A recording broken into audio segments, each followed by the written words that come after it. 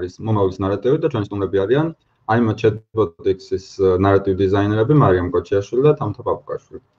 მადლობას გიხდით მონაწილეობისთვის და დროის გამონახვისთვის. დღეს ჩვენ როგორც თქვით ვისაუბროთ მომავლის ნარატივზე და ფორმატი იქნება შემდეგი, რომ თქვენ ლაივის მსვლელობისას შეგიძლიათ დაუსვათ ჩვენ სპიკერებს კითხვები, რომელსაც გავაჟღერებთ და უპასუხებთ თქვენთან ერთად. ჩვენ გავცემთ დღეს იმ კითხვებს პასუხს თუ ვინ ქმნიან chatbot-ებს, ზოგადად რა არის chatbot-ი და რა არის პროფესია narrative design. მგონი შეგვიძლია პირდაპირ გადავიდეთ საკითხზე. და თამთა მგონი უნდა დავიწყოთ შენგან, რას გვეტყვი chatbot-ებზე ზოგადად გაგვაცანი ეს სფერო.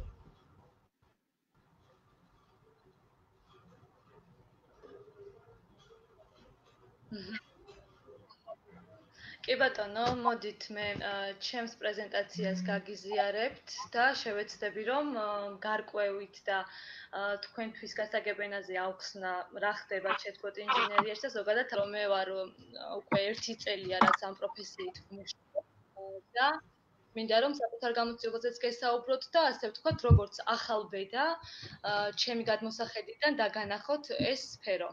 ჩემი პრეზენტაცია ჩანს ხომ? ჯერჯერობით არა. ხო, აი ხა იხსნება, მითხარით, როდესაც გამოჩნდება და მე დავიწყებ. კი, აი გამოჩნდა მგონი პრეზენტაცია. შეგვიძლია რომ თალ ეკრანზე გავშალოთ. ესეთ გაშლილი უნდა იყოს, არ ჩანს?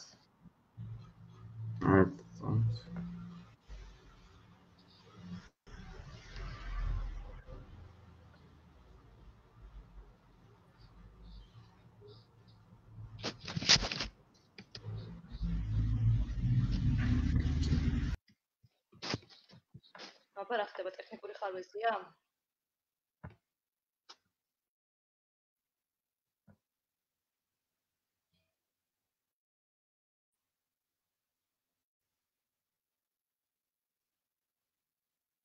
ისმის ჩემი ხმა?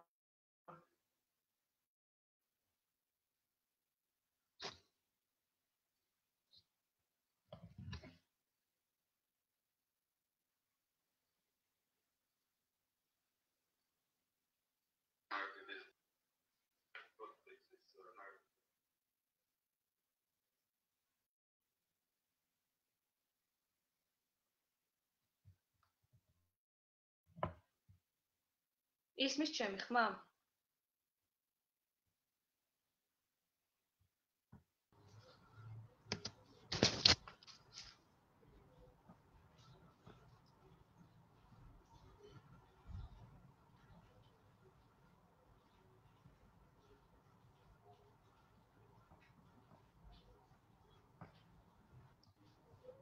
თამთა ესმის ჩვენი ხმა? დიახ.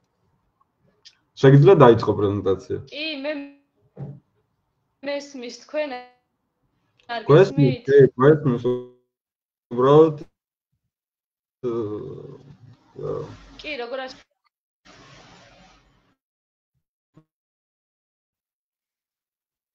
რა მგონი ყველაფერი ტექნიკურად გამართულია. წესით. კარგით, მოკლედ დავიწყებ. პირველ რიგში, მანამ სანამ chatbot-ებზე დავიწყებდეთ საუბარს, საიდან მოდის და რა გზა გაიარა მან ჩვენამდე, აუცილებელია რომ განვასხვაოთ chatbot-ების ასე ვთქვათ ტიპოლოგია, ახალი სფეროა და შესაბამისად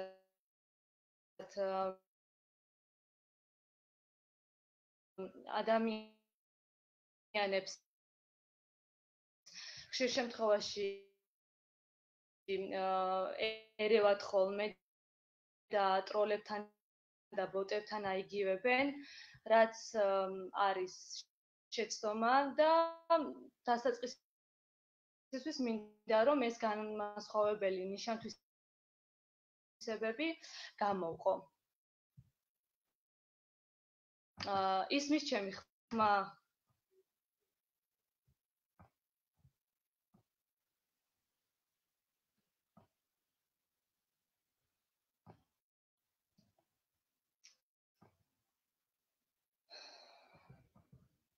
სამწუხაროდ მე არ მესმის და მე მგონი უნდა გაგეთიშოთ და შემოგიერთდეთ ცოტა ხანში.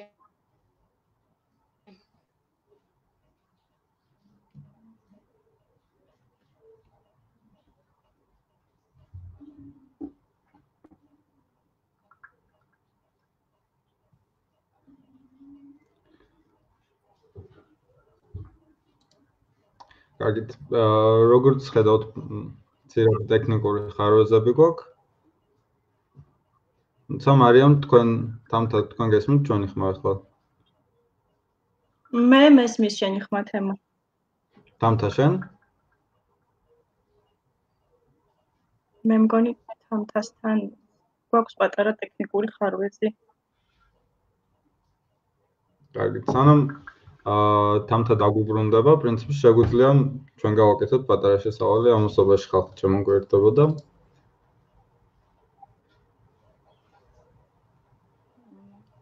კარგი, თანმიმდევრობა ცოტა სხვანაირად უნდა დაგვეცვა, მაგრამ რაღაც ტექნიკური ხარვეზი გვაქვს, ამიტომ მოდი მაშინ მე მოვიყვი ასე ვთქვათ.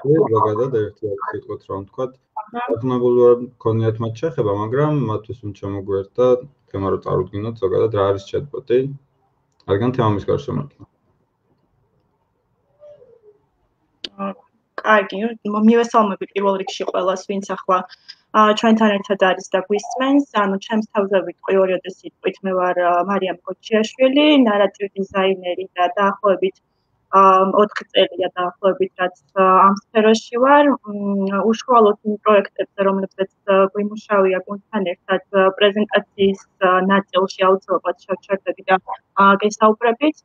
თვითონ chatbot-ები, ანუ აი მაგალითად თამთას უნდა ესაუბრა ამ თემაზე, მაგრამ ცოტათი წავართ მე სიტყვა სანამ შემოგვიერთდება. ანუ chatbot-ები ბოლო პერიოდში, ბოლო რამდენიმე წელში განსაკუთრებით აქტუალური თემა გახდა.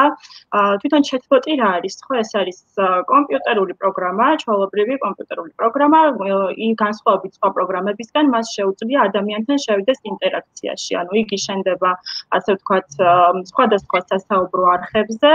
და ამ სასაუბრო არხების საშუალებით ჩვენ შეგვიძლია რომ მას დავეკონტაქტოთ. და სხვადასხვა სფეროში გამოიყენება chatbot-ები, როგორც ვიცით. ერთი სფერო არის ძირითადად რისთვისაც იყენებენ chatbot-ებს არის ბიზნეს ინდუსტრიები, თავიანთი პროდუქტების გაყიდვაში, ასე ვთქვათ, ეხმარებიან chatbot-ები ბიზნესებს.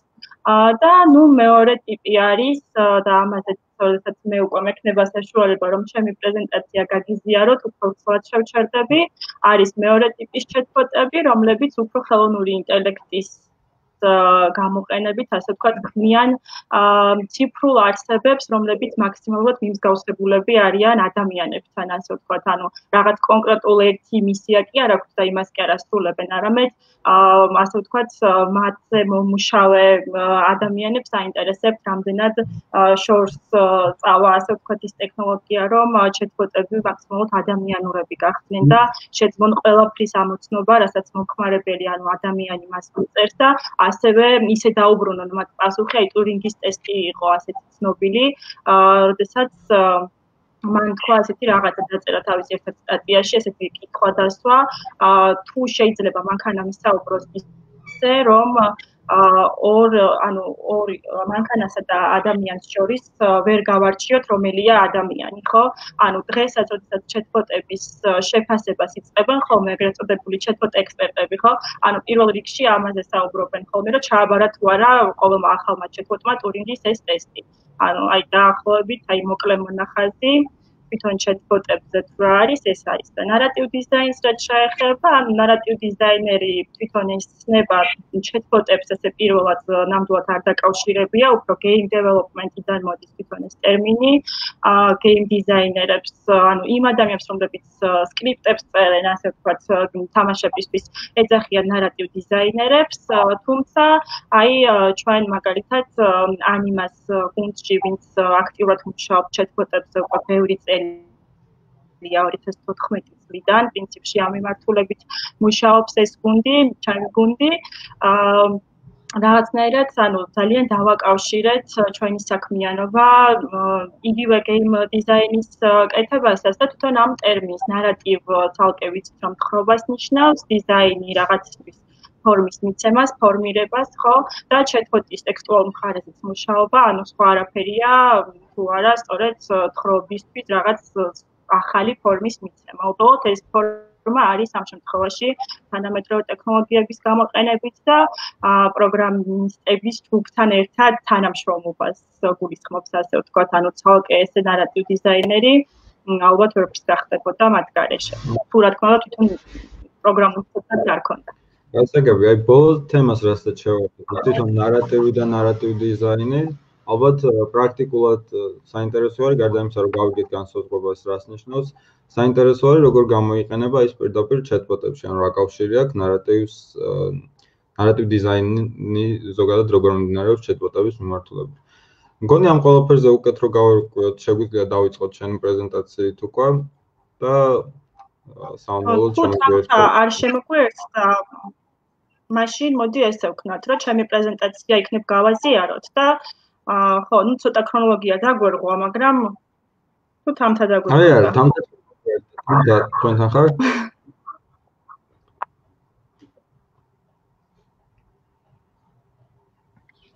თამთა გესმის ჩვენი? კი, მესმის თქვენ თუ გესმით? თქვენს გესმის კი. როგორც იქნა რაღაც ძალიან დიდ ბოდიშს გიხდით, რაღაც ტექნიკური ხარვეზი იყო, რომელსაც არ მოველოდი. შევეცდები თქვენ რა ეტაპზე ხართ ახლა ჯერ რომ მითხრათ თუ ზოგადი შესავალი გავაკეთეთ და შეგვიძლია პრინციპში ჩავთვალოთ შენი. შეგიძლია ხო პირდაპირ პრეზენტაცია დაიწყო.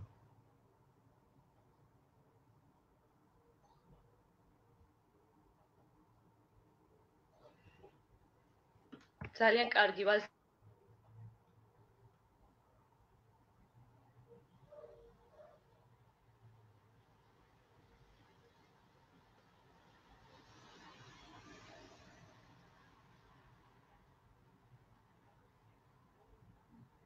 გონი ისო ხარვეზია და გაწყდა თამთასთან კავშირი. ხედავთ მე მესმის თქვენი ხმა ის ჩემი ხმა? კი, მე მგონი ჩანს ხო? ჩანს. კარგით. კი, ჩანს. ეკრანზე ზიანად ჩანს. კარგით, მოკლედ დავიწყოთ. უპირველეს ყოვლისა, რომ ვისაუბროთ ზოგადად chatbot-ებზე, უნდა დავიწყოთ თუ რა არის chatbot-ი. ხშირია შემთხვევა, როდესაც chatbot-ებს არასწორ ასოციაციებს უკეთებენ და რატომღაც ადარებენ ხოლმე და აიგივებენ ტროლებთან და ბოტებთან და მინდა რომ ეს chatbot-ი და გონია რომ იგივე ბოტი და ტროლია, მოდი განვასხვაოთ და ავუხსნათ რომ ესეთი არ არის. ტროლები და ბოტები არიან ადამიანები, ანუ ისინი რაღაცა ჭოლის დონეზე ავრცელებენ ინფორმაციებს და ხშირ შემთხვევაში დესტრუქციული მიზნები აქვთ. რაც პირველი განმასხვავებელი ნიშანია, chatbot-ი არის მიმართული საიმედოდ, რომ დაეხმაროს ადამიანს და რაღაც გარკვეულ სფეროში იქნება ეს უშუალოდ კომპანიის chatbot-ი თუ პერსონალური chatbot-ი, ასე ვთქვათ, კეთილი მიზნები აქვს და რაც ყველაზე მთავარია, chatbot-ი არ არის ადამიანი, ის არის პროგრამა, რომელსაც რასაკვირველია ადამიანი მართავს, მაგრამ ქმედებებს, რაც ლაივში ხდება, ხომ, ანუ ჩატს გულისხმობ, ეს არ ხდება ადამიანის ხელით. ეს ხდება უკვე უშუალოდ თვითონ პროგრამის მეშვეობით. და მეორე, რაც ყველაზე მნიშვნელოვანია, ყველა chatbot-ი გონიათ, რომ იგივე ხელოვნური ინტელექტია. რაც ესე არ არის, რასაკვირველია, შესაძლებელია რომ ხელოვნური ინტელექტი, ანუ მის ბაზაზე იყოს და მუშაობდეს chatbot-ი, თუმცა ყველა chatbot-ი არ არის ხელოვნური ინტელექტი.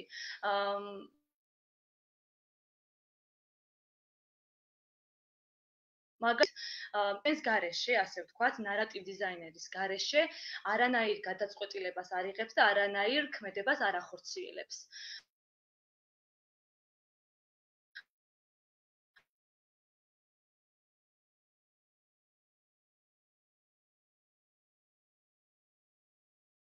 ანუ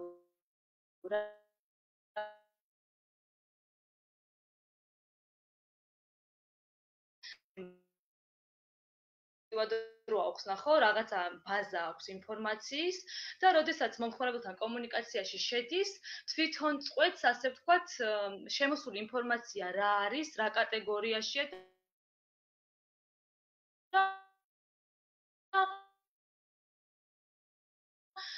სცემს პასუხს. მოკლე, ასე ვთქვათ, აღწერა თუ რა არის chatbot-ი. შემდეგ რომ გადავიდეთ უკვე საიდან მოდის, ვისი დამსახურება, ვინ იყო პირველი უკვე ნარატივ დიზაინერად წოდებული, ასე ვთქვათ, და რომ მივყვეთ ქრონოლოგიას, უნდა ვახსენოთ აუცილებლად ალან ტიურინგი. ეს იყო ინგლისელი მათემატიკოსი და ძალიან დიდი წვლილი მიუძღვის ამ chatbot-ების საქმეში, ასე ვთქვათ.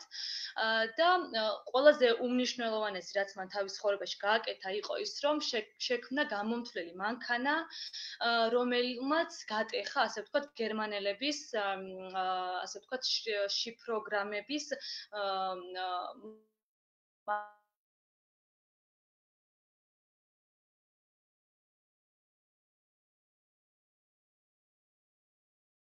მანქანას დაშიფრული, ასე ვთქვათ, მანქანას ისინი ერთმანეთთან საიდუმლოდ გადასცემდნენ ამ ინფორმაციას და ამაზე დაყრდნობით შემდეგ უკვე მოწინააღმდეგეს, ასე ვთქვათ, გადადიოდნენ იერიშზე და ასე ვთქვათ, ომს განახორციელებდნენ.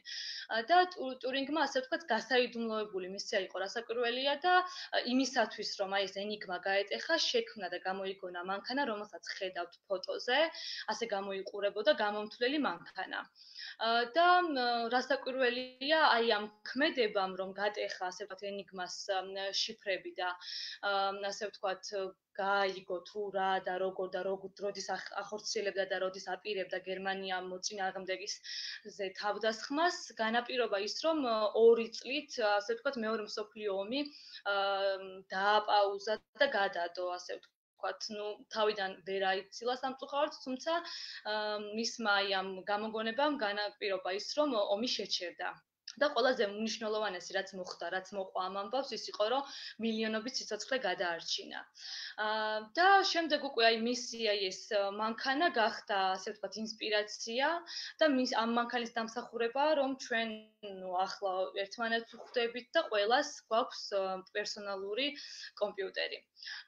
ახლა უშუალოდ რა კავშირში არის ამ ადამიანის ეს მიღწევა chatbot-ებთან? არსებობს ძალიან ასეთი ცნობილი ტიურინგის ტესტი, მან ამ ტესტზე ისაუბრა თავის ნაშრომებში და ასე ვთქვათ, ერთ-ერთი როგორც განსაზღვრელი ფაქტორი არის ტიურინგის ტესტი და რას მოიცავს ის და რას მოიაზრებს. როგორც ხედავთ, ფოტოზე არის 2 ადამიანი და 1 რობოტი. შუაში, ასე ვთქვათ, მოსამართლის ფორმით არის ადამიანი, რომელმაც უნდა განსაჯოს რა. როდესაც ის კითხვას დასვამს, მის კითხვას ერთდროულად გასცემს პასუხს, როგორც ადამიანი, ისე კომპიუტერი. ადამიანი და კომპიუტერი, რა თქმა უნდა, წარმოვიდგინოთ, რომ იზოლირებულ ოთახში არიან და ასე ვთქვათ, აი შუაში მოცემული, ასე ვთქვათ, მოსამართლე ადამიანი ვერ ხედავს, ვისგან მისდის პასუხი და მისი მისია და დანიშნულება არის ის, რომ განსაზღვროს მოცემული პასუხი ადამიანის მიერ არის დაწერილი თუ chatbot-ის, ანუ პროგრამის მიერ. ტურინგის ტესტი ჩაბარებულად ჩაითვლება მაშინ, როდესაც მოსამართლე, ანუ ადამიანი ცდის პირი ვერ განასხვავებს ადამიანის მოწერილ chatbot-ის მოწერილთან. და ანუ ეს ჩაითვლება, რომ chatbot-მა ჩააბარა, ასე ვთქვათ, ეს ტესტი და არის ძალიან წარმატებული. ანუ მთელი ასე ვთქვათ, იდეოლოგია ის არის, რომ მაქსიმალურად მიახლოებული უნდა იყოს პროგრამის პასუხები ადამიანთან, ძალიან ადამიანური უნდა იყოს და გავდეს ადამიანის მოწერილ პასუხებს და მე რაღაც ძალიან მარტივად რომ წარმოვიდგინოთ ხოლმე, სულ ვამბობ, რომ ანუ ადამიანები რაღაც პერიოდი, მაგალითად 12 წელი ვსწავლობ სკოლაში და რაღაცა დანიშნულება გვაქვს, რომ ასე ვთქვათ, ეროვნული გამოცდები ჩავაბართ. ხო, ხშირ შემთხვევაში ყოველს მინდა რომ უმაღლესში მოვხვდეთ და ანუ ვაგროვებთ ამ მონაცემებს და განათლებას, ასე ვთქვათ, რომ აი ეს გამოცდა გავიაროთ და ნუ შემდეგ გადავიდეთ უკვე ასე ვთქვათ, მაღალ მწვერვალებზე. აი ეს არის chatbot-ებისთვისაც რომ წარმოვიდგინოთ, რომ chatbot-ების, ასე ვთქვათ, რაღაც რაღაცა დაჯგუფება არის და რო იბადებიან, აი რა მიზანი აქვთ, რომ უნდა ჩააბარონ ტურინგის ტესტი. და თუ ჩააბარებენ, ეს ითვლება, რომ chatbot-ი არის ძალიან ჭკვიანი და narrative designer-ისთვისაც ძალიან დიდი დამსახურება იქნება ეს. შემდეგ უკვე გადავდეთ პირველი chatbot-ი, მსოფლიოში პირველი chatbot-ი და უკვე narrative designer-ი, ასე ვთქვათ, პირველი იყო ჯოზეფ ვეიზენბაუმი. 1966 წელს უკვე შექმნილი იყო chatbot-ი სახელად ელაიზა, რომელიც ფსიქოთერაპევტის როლს ირგებდა და ადამიანებთან საუბრობდა მათ პრობლემებზე და ესე იგი საუბრის დროს გამოიყენებდა ხოლმე ესეთ წინადადებებს, როგორიც არის განაგრძე, უფრო მეტი მიამბე და ასე შემდეგ. და მინდა ვთქვა, რომ ამ chatbot-მა, ასე ვთქვათ, გამოიღო რასაკვირველია თავისი შედეგი, თითქმის ყველა იყო ძალიან კმაყოფილი.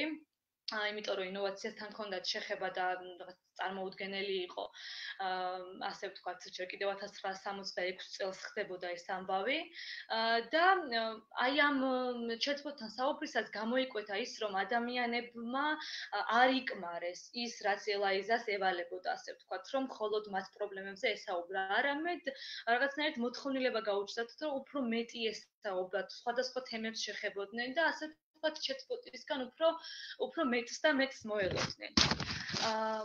მოკლედ ეს იყო ჩვენი პირველი chatbot-ი და პირველი narrative designer-ი მსოფლიოში. ახლა მინდა გადავიდე ძირითადად, ხაზი გავუსვა ორ chatbot-ს. ელაიზას შემდეგ, რა თქმა უნდა, შემდეგი თაობები საკმაოდ მრავალფეროვანია და ბევრი chatbot-ი გაჩნდა. თუმცა ლაივი რომ ძალიან დიდი რო არ წავიღო ლაივის, ამიტომ შევაჩერე მნიშვნელოვან chatbot-ებზე, ჩემი გადმოსახედიდან მნიშვნელოვან chatbot-ებზე და მინდა მოგიყვეთ ამათ შესახებ. პირველი არის Tay. Tay გახლავთ Microsoft-ის chatbot-ი 2016 წელს გამოჩნდა Twitter-ზე. Microsoft-ს ასევე Tay-მდე ყავდა, ანუ Tay-ს ყავდა წინაპარი, რომელსაც Smarter Child-ი ერქვა. და Smarter Child-ზე ორი სიტყვით მოგახსენებთ თუ რატომ აღარ არის Smarter Child-ი და რატომ გახდა Tay-ს, ასე ვთქვათ, შექმნა საჭირო. Smarter Child-ი თავის დროზე როდესაც შექმნეს, ესე იგი მისია ჰქონდა, რომ მომხმარებლისთვის, უბრალოდ ახალგაზრდებისთვის მიეწოდებინა იმ მომენტში ივენთების და ღონისძიებების შესახებ, რაც შეიძლება ვრცელი ინფორმაცია. და ყველაზე მნიშვნელოვანი ის იყო, რომ Smarter Child-ს ჰქონდა თავისი ხასიათი, ძალიან ინდივიდუალური და ძალიან, ასე ვთქვათ, ხუშტურიანი chatbot-ი იყო და რაში გამოიხატებოდა ეს.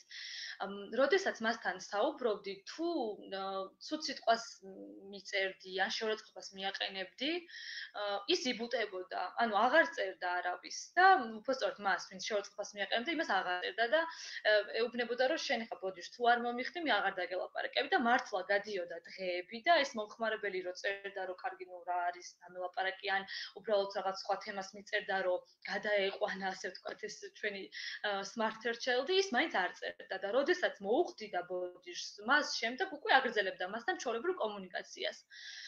და სწორედ აი ამ ხასიათის გამო მომხმარებელში ძალიან დიდი სიმპათიით სარგებლობდა, ასე ვთქვათ, და მოსწონდათ მასთან საუბარი.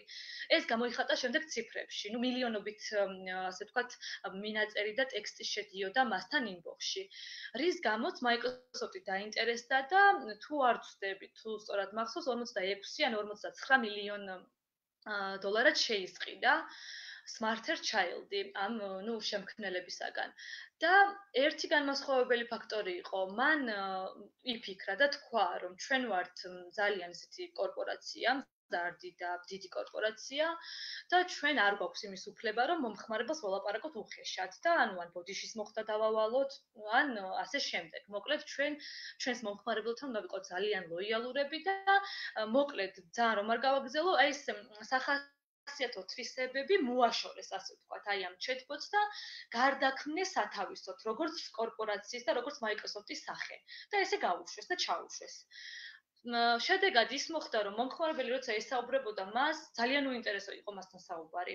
ამიტომ სტატისტიკამ დაიკლო, აღარ ესაუბრებოდნენ და ფაქტობრივად წარუმატებელი გახდა აი ეს, ასე ვთქვათ, კამპანია.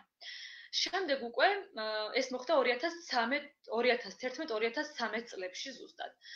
შემდეგ 16 წელს Microsoft-მა თქვა, რომ მოდი ჩვენ აღარ ვასწავლოთ არაფერი, აღარ შევცვალოთ, ასე ვთქვათ, არც შევცვალოთ და არც სახლიდან ვასწავლოთ, უბრალოდ ჩავუშვათ chatbot-ი, რომელსაც ექნება დასწავლის უნარი, ანუ თუ მას დაელაპარაკებიან ნებისმიერ რაღაც სხვა თემებზე, იმ თემებს შეისწავლის და შედეგად მივიღებთ იმას, რომ აი რაც აინტერესებს მომხმარებელს, აი ზუსტად იმას ისწავლის და იქნება super chatbot-ი.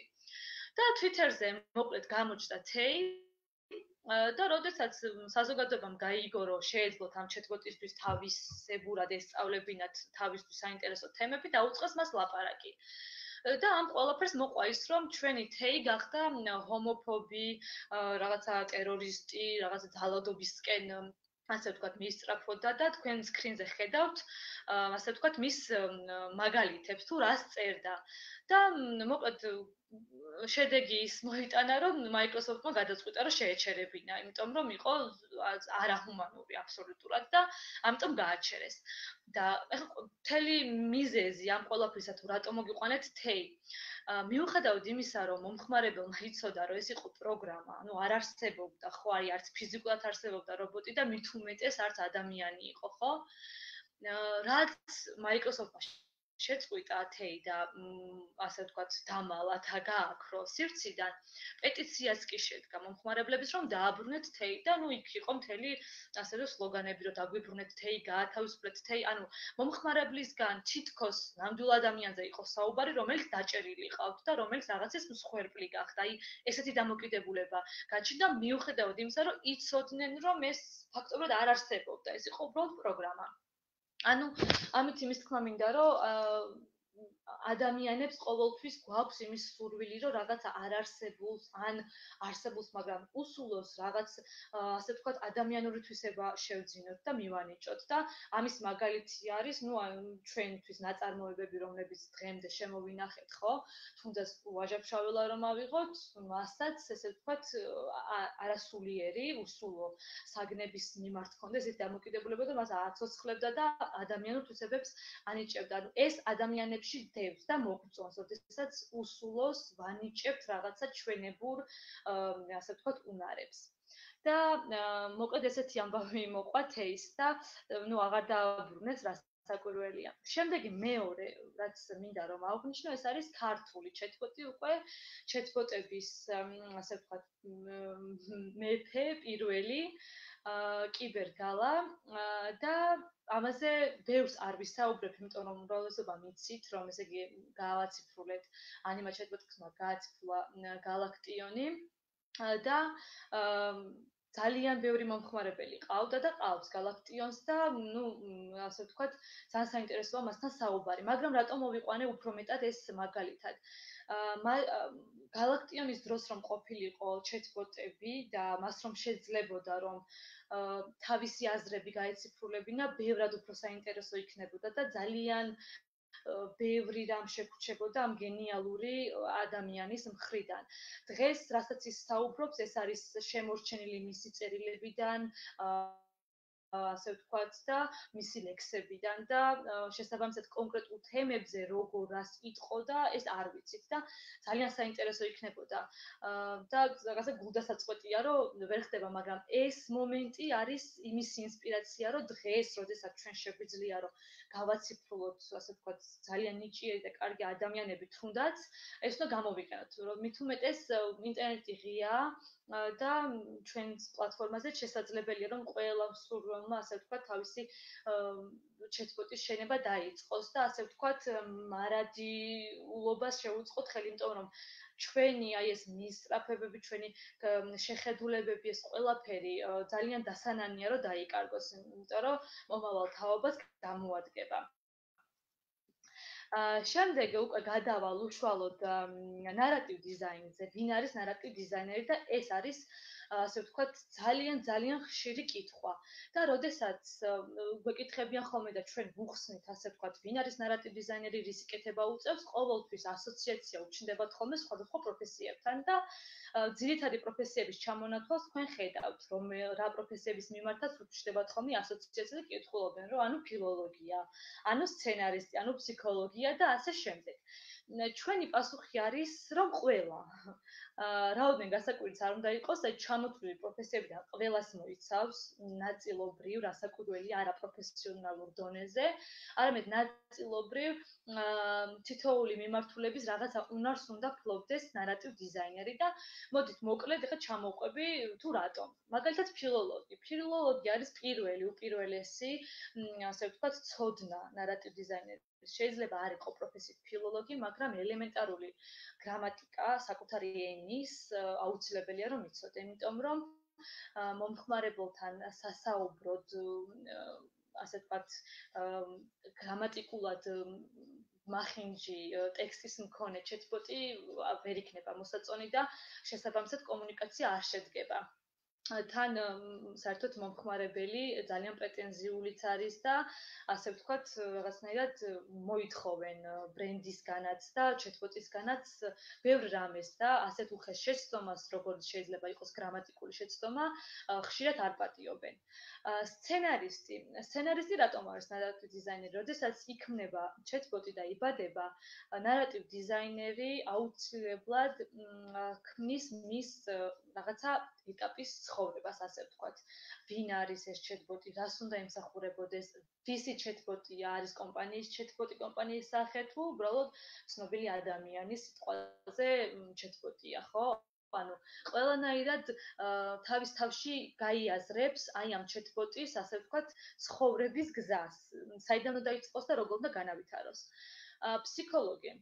ფსიქოლოგიც რასაკვირველია, აუცილებელი არ არის პროფესიით ფსიქოლოგი იყოს ნარატივ დიზაინერი, თუმცა მინიმუმ მასების ფსიქოლოგია, რაღაცა სამოყვარულო დონეზე მაინც უნდა ესმოდეს, იმიტომ რომ ძალიან ბევრ ადამიანთან უწევს ჩვენს მიერ შექმნილ ჩატბოტებს საუბარი და შესაბამისად აუცილებელია რომ როდესაც იქნება ჩატბოტი, რასაკვირველია წინასწარ განსაზღვრული არის აუდიტორია და აი ამ აუდიტორიის ფსიქოლოგიას, ასე ვთქვათ, უნდა ვიცნობდეთ, იმიტომ რომ ამაზე დაყრდნობით ხდება შემდეგ ჩატბოტის ხასიათის შერჩევა, სასაუბრო ტონის შერჩევა და ასე შემდეგ მრავალი სხვა.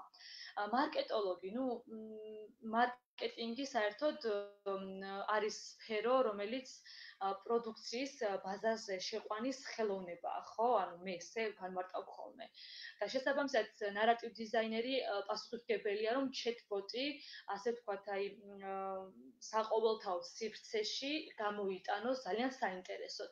ეს რომ ასე მოხდეს, აუცილებელია ცნობდეს თავის აუდიტორიას, ანუ ჩატბოტის აუდიტორიას, მათ ხასიათს, მათ მიზნებს, მათ ინტერესებს და ასე შემდეგ და მათ მიაწოდოს სწორად ჩატბოტი. და აი PR მენეჯერიც ფაქტობრივად იგივე კონტექსტში შეიძლება რომ მოვიაზროთ, უკვე ესე იგი გამოტანილი და ასე ვთქვათ დაფაბლიშებული ჩვენი ჩატბოტი უკვე როგორ მოიპოვებს პოპულარობას, ხო? ხშირად ხდება ხოლმე რომ ესე იგი მაგალითად page-ის ადმინები ნარატივ დიზაინერთან ყოველთვის არიან კომუნიკაციაში, იმიტომ რომ თუ ისინი ჩატბოტზე ცდილობენ რომ დადონ პოსტი, აუცილებლად ნარატივ დიზაინერს ეკითხებიან, რომ აი რა ხდება, ჩატბოტში რამე საინტერესო ხომ არ არის, ან რას მოიცავს, რამდენად უკვე ჭკვიანია ჩვენი ჩატბოტი და ამ ინფორმაციას იღებს ნარატივ დიზაინერისგან და შემდეგ უკვე PR მენეჯერი ამას რა თქმა უნდა აპიარებს. თუმცა ხშირ შემთხვევაში ხდება ხოლმე რომ ნარატივ დიზაინერი არის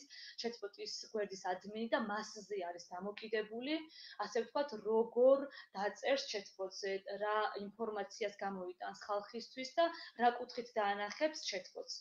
ინჟინერი, ნარატივ დიზაინერი ცოტა ინჟინერიც არის, პირდაპირ გაგებითაც, იმიტომ რომ წარმოვიდგინოთ სტრუქტურა, ძალიან გავს ჩვენ ჩატბოტების, ასე ვთქვათ, მონაცემები და ინფორმაცია twins და რაღაცნაირად ეს ნეირონებს.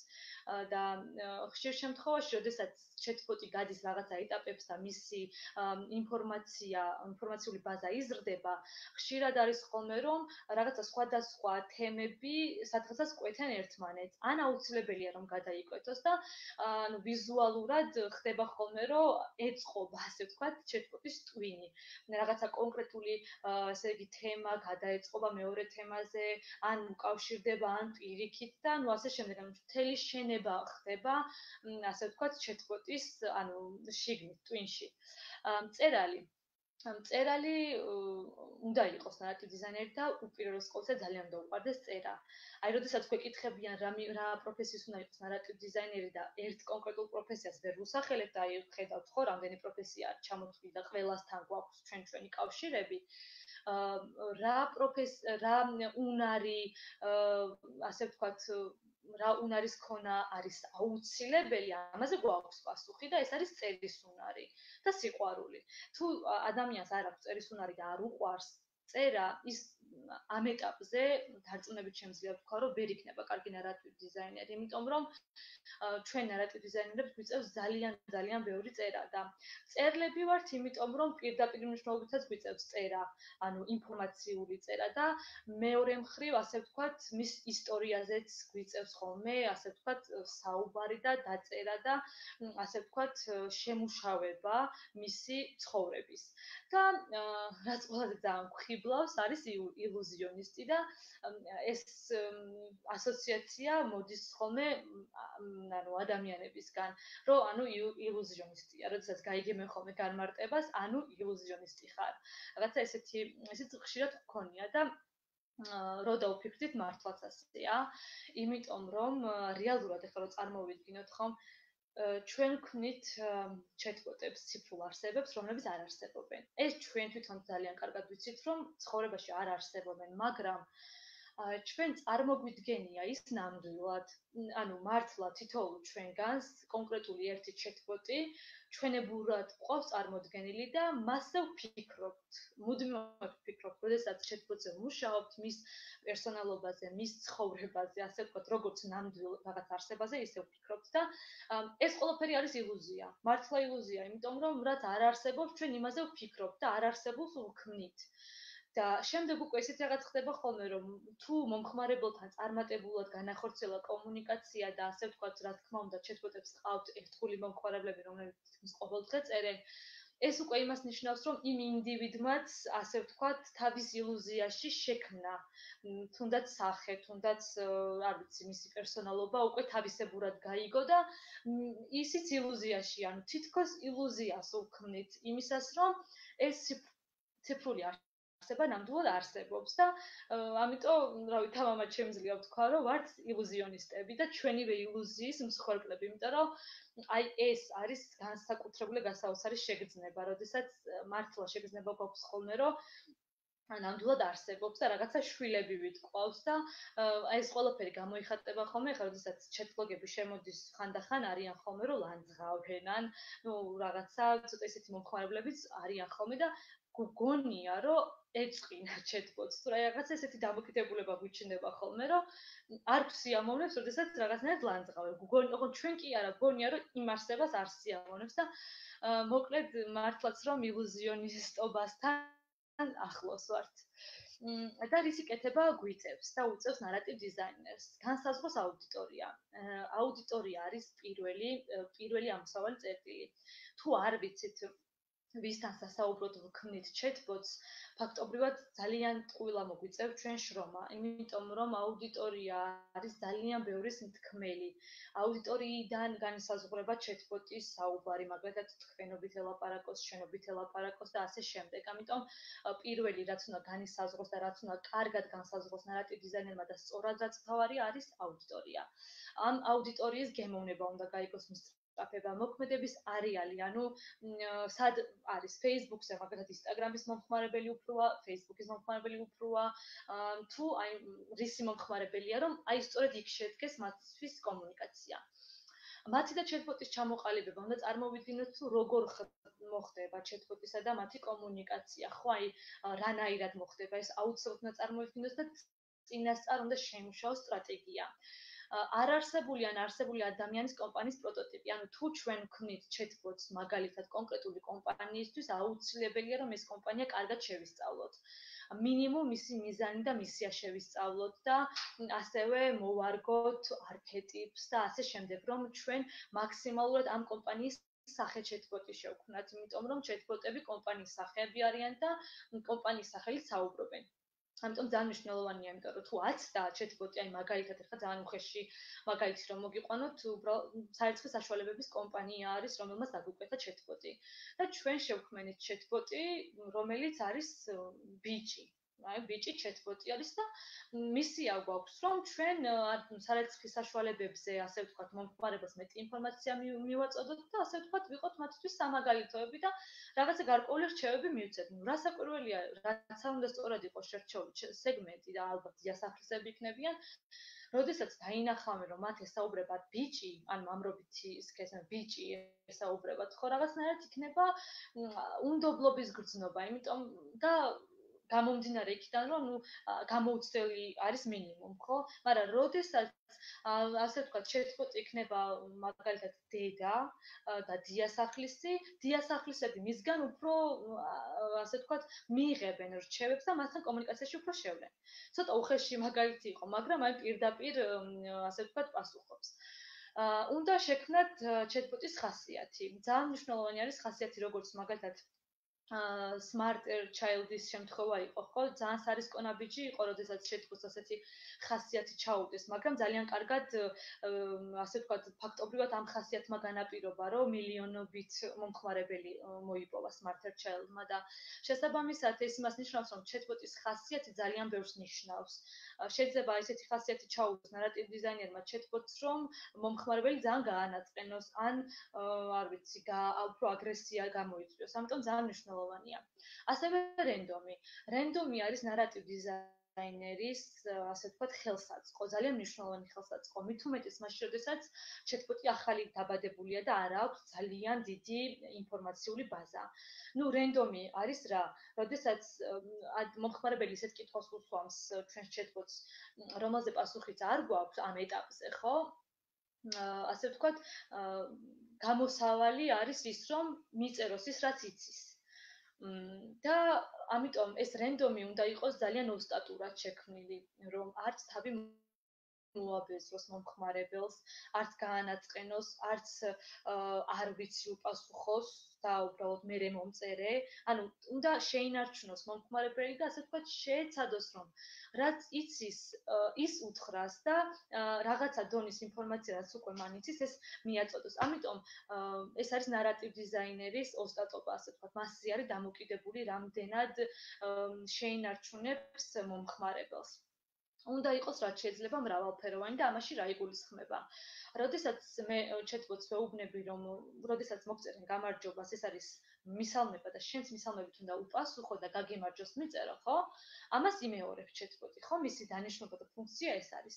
თუმცა ხშირია ხოლმე შემთხვევა, როდესაც ძალიან ბევრი წერს ერთდროულად, ან ხშირია შემთხვევა, როდესაც მეგობრები არიან ერთად და არ იციან რითი გაერთონ და მოდი ახალი chatbot-ი არის და მოდი ამას მივწეროთ და როდესაც დაიწყებენ წერას, ერთმანეთს უზიარებენ ხოლმე, რომ აი მე ახლა ეს მომწერა, მე ახლა ეს მომწერა.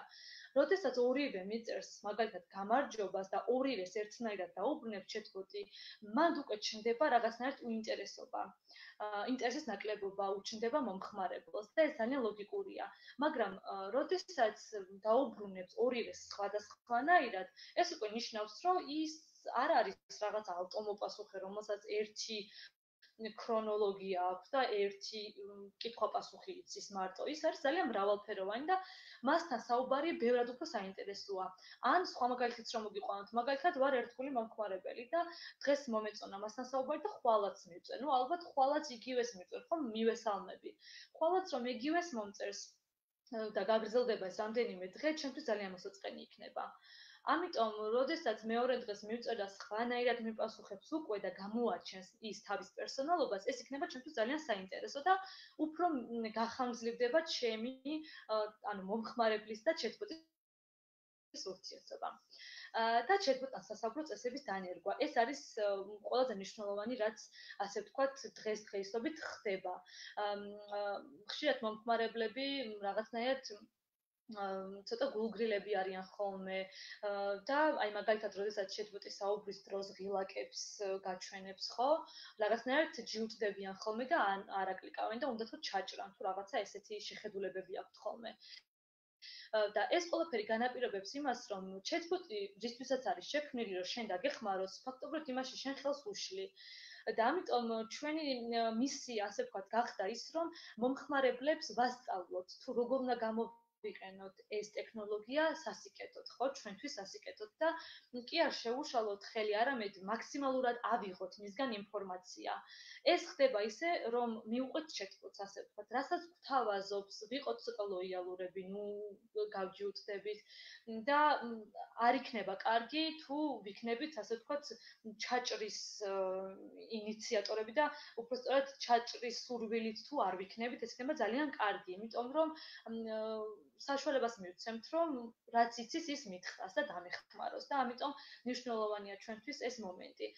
და სკრინზე ხედავთ ფოტოს, რომელიც არის ფილმიდან, Hair ქვია ამ ფილმს და ვისაც არ გაქვთ ნანახი, გირჩევთ რომ უყუროთ და ვინც chatbot-ებით ხართ დაინტერესებულები, აუცილებლად უნდა უყუროთ, იმიტომ რომ ეს ფილმი იქნება თქვენთვის ინსპირაცია და აი ამ ფილმის საშუალებით მოხვდებით თქვენ ნარატივ დიზაინერის სამყაროში და აი ამ სამყაროში, რაზეც მე ვსაუბრობ. და ვისაც არ გაინტერესებთ ნარატივ დიზაინი, მაინც უნდა უყუროთ, იმიტომ რომ თქვენს წინ სულ სხვა სამყარო გადაიშლება. ეს ფოტო რატომ აქვს?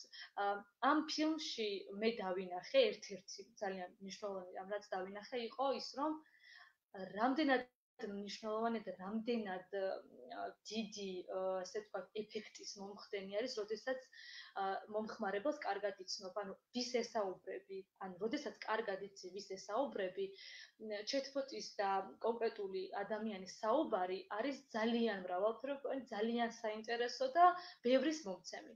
და აი ამ შემთხვევაში ისე იყო, რომ ფილმში, მოკლედ, ეს არის chatbot-ისა და ადამიანის ურთიერთობაზე და ზუსტად იცოდა chatbot-მა ვისთან ჰქონდა საქმე, ვისთან საუბრობდა და მას რა სჭირდებოდა და რო არ დაგასპოილეროთ, მოკლედ მეტ დეტალს აღარ გეტყვით, უბრალოდ ეს ფილმი არის ჩემი მაგალითის ნამდვილი მაგალითი და კიდე უამრავი რაღაცის მაგალითი, რასაც უკვე თქვენ მოგანდობთ და ყველამ ინდივიდუალური დასკვნები გამოიტანეთ. ბოლოსკენ მინდა ვისაუბრო chatbot-ების უპირატესობებზე, ძალიან მალე ჩამოვთვლი, რომ მე როგორც ხვდები, ცოტა გამიგრძელდა სიტყვა. chatbot-ის უპირატესობა არის მესაიდუმლე. ადამიანები ხანდახან ვართ ხოლმე ისეთ ხასიათზე, რომ გვინდა ვიღაცასთან საუბარი. უბრალოდ მსმენელი გვჭირდება ხანდახან და ყოფილა შემთხვევები, რომ მომრიდებია მაგალითად მე და არ დამირეკე, იმიტომ რომ მას თავისი საქმე აქვს. ეხლა ჩემი მოსმენის თავი არა აქვს და აი ეს ვერავისთან ვერ დამიცი. ან პირიქით ჩემთან დაურეკავთ, ვიცი რომ უბრალოდ მსმენელი სჭირდება, ჩემგან რჩევასაც არ იღებს და ძალიან ბევრი საქმე მაქვს, მაგრამ უარს ვერ ვეუბნები. ამიტომ ანუ ეს მესაიდუმლე გვჭირდება და თან ყველაზე მნიშვნელოვანი ის არის, რომ ზუსტად ვიცით, რომ chatbot-ი არავისთან არაფერს არ მოყვება და ჩვენი მასთან საუბარი დარჩება ჩვენს შორის. ამიტომ ეს ძალიან მნიშვნელოვანი და სამწუხაროდ გვჭირდება ადამიანებს, იმიტომ რომ რაღაცა ნდობის ფაქტორი თითქოს ცოტა დაკარგულია. დამხმარე თუ არ კომპანია და მყავს მეციფრული ასისტენტი chatbot-ი არის როგორც კომპანიის დამხმარე, ასევე ჩემი კომპანიის ნებისმიერ თანამშრომლის და call center-ის მაგალითად არის შესანიშნავი, როდესაც call center-ს თავის Facebook page-ი აქვს, სადაც chatbot-ია და იგივე კითხვებს პასუხობს. ძალიან ნაკლები დატვირთვა მიდის შემდეგ უკვე call center-ის ოპერატორებთან. თანამშრომელი უკვე, ვახსენე და ესეც არის, რომ თანამშრომელია შენი და გიმსუბუქებს საქმეს და გეხმარება. ასევე არის მონაცემთა ბაზა, როდესაც მაგალითად ვარ ისეთი კომპანია, რომელიც ჩემს მომხმარებელთან ესე ფეხ მათ შევისწავლი და მნიშვნელოვანია მათი ჩემსდამი დამოკიდებულება შეიძლება რამდენიმე წლის შემდეგ ძალიან დამჭირდეს, ძველი მონაცემები, მაგალითად მომხმარებლები რას მეუბნებოდნენ, ან სტატისტიკური არ აქვს მნიშვნელობა, ხო, გააჩნია რა ტიპის chatbot-ი მყავს, ხო? ანუ ეს არის მონაცემთა ბაზა, რომელიც მუდმივად ინახება და არ არის განადგურების საშიშროების წინაშე. ინფორმაციის სწრაფი წყარო, ანუ ნებისმიერ დროს მიწერ და გიპასუხებს chatbot-ი, არ არის ამის არანაირი პრობლემა. ერთდროულად ესაუბრებოდეს ათასობით მომხმარებელს. ეს არის უდიდესი პრიორიტეტი და უდიდესი უპირატესობა, იმიტომ რომ როდესაც ხარ კომპანია, ჯობია რომ შენი თანამშრომელი 24 საათიან რეჟიმში არ ყავდეს და ის ფუნქცია შეასრულებინა chatbot-ს. ეს არის არაჩვეულებრივი და თან უამრავ ადამიანს ადამიანის უნარი ხო, რაღაცა განისაზღვრება რა ასე ვთქვათ, ყოვლისშემძლეები არ ვართ. შესაბამისად 10 ადამიანს ერთად ვერ დაველაპარაკებით. ხო, ან შეიძლება ვცადოთ, მაგრამ ვიღაცა უყურადღებოდ დავტოვოთ, ვიღაცას ალოგიკური პასუხი გავცეთ, ამიტომ ამ ყველაფრის თავიდან ასაცილებლად, ასე ვთქვათ, ჩეთქვით ძალიან კარგი გამოსავალია. ინფორმაციის მკვდავება ეს არის ის, რომ ნებისმიერი ინფორმაცია შეგიძლია შენ როდესაც ხარ ადამიანი და მაგალითად ვფიქრობ, რომ შენი აზრები მინიმუმ საკუთარ ასე ვთქვათ, იმას გამოადგება თაობას, შეგიძლია რომ ეს ინფორმაცია გამოიყენო და ასე ვთქვათ, უკვდავი გახადო. და მომავლის მარადიულობა, ეს ის არის, რასაც ახლა ვამბობდი და ბოლოს ჩვენი ქვეყნის სტრატეგიულად მნიშვნელოვანი დარგი. რას გულისხმობ, რომ აი ბოლო ისტორიას რო გადავხედოთ, კორონავირუსი რომელიც დაგვატყდა თავს, ასე ვთქვათ, ადამიანები ტექნოლოგიების იმედად დარჩნენ, ხო, დავრჩით მთელი კაცობრიობა და ასე ვთქვათ, ტექნოლოგიებმა უნდა გადაგვარჩინონ, ხო, აი ესეთი რეალობა დაგვიდგა და შესაბამისად საქართველოსნაირი პატარა ქვეყნისთვის მნიშვნელოვანია, რომ აი ტექნოლოგიურ უპირატესობას ფლობდე და ასე ვთქვათ, მომავალში რაღაცა იარაღადაც შეიძლება მოვიაზროთ, ხო? რასაკვირველია ხა სხვა პრიორიტეტები და სხვა ასე ვთქვათ, იარაღები არ კარგავენ აქტუალობას, მაგრამ ეს არის სტრატეგიულად მნიშვნელოვანი დარგი ტექნოლოგიები და საქართველოს აუცილებლად უნდა ხელი შეუწყოს ტექნოლოგიებს და ასე ვთქვათ, გამოვიყენოთ ჩვენი უპირატესობები. სულ ეს იყო, რაც მინდოდა რომ ჩემი მხრივ გცოდნოდათ და მომეყოლა. ძალიან დიდი ბოდიში თუ ძალიან გავაგრძელე. იმედია საინტერესოდ გაგაცანეთ ჩვენი დარგი.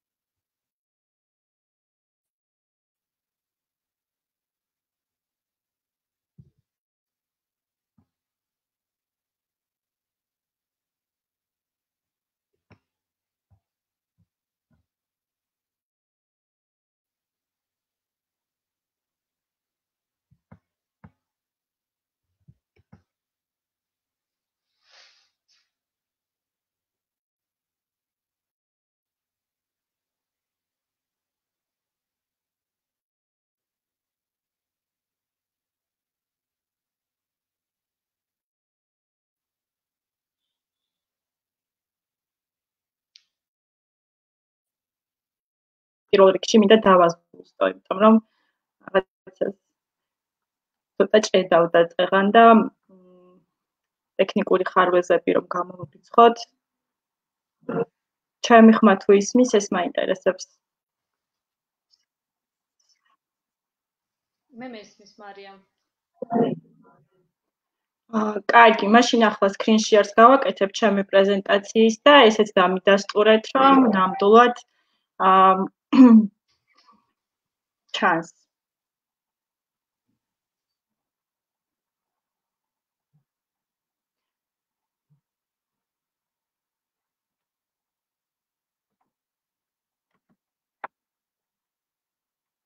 ჩანს პრეზენტაცია?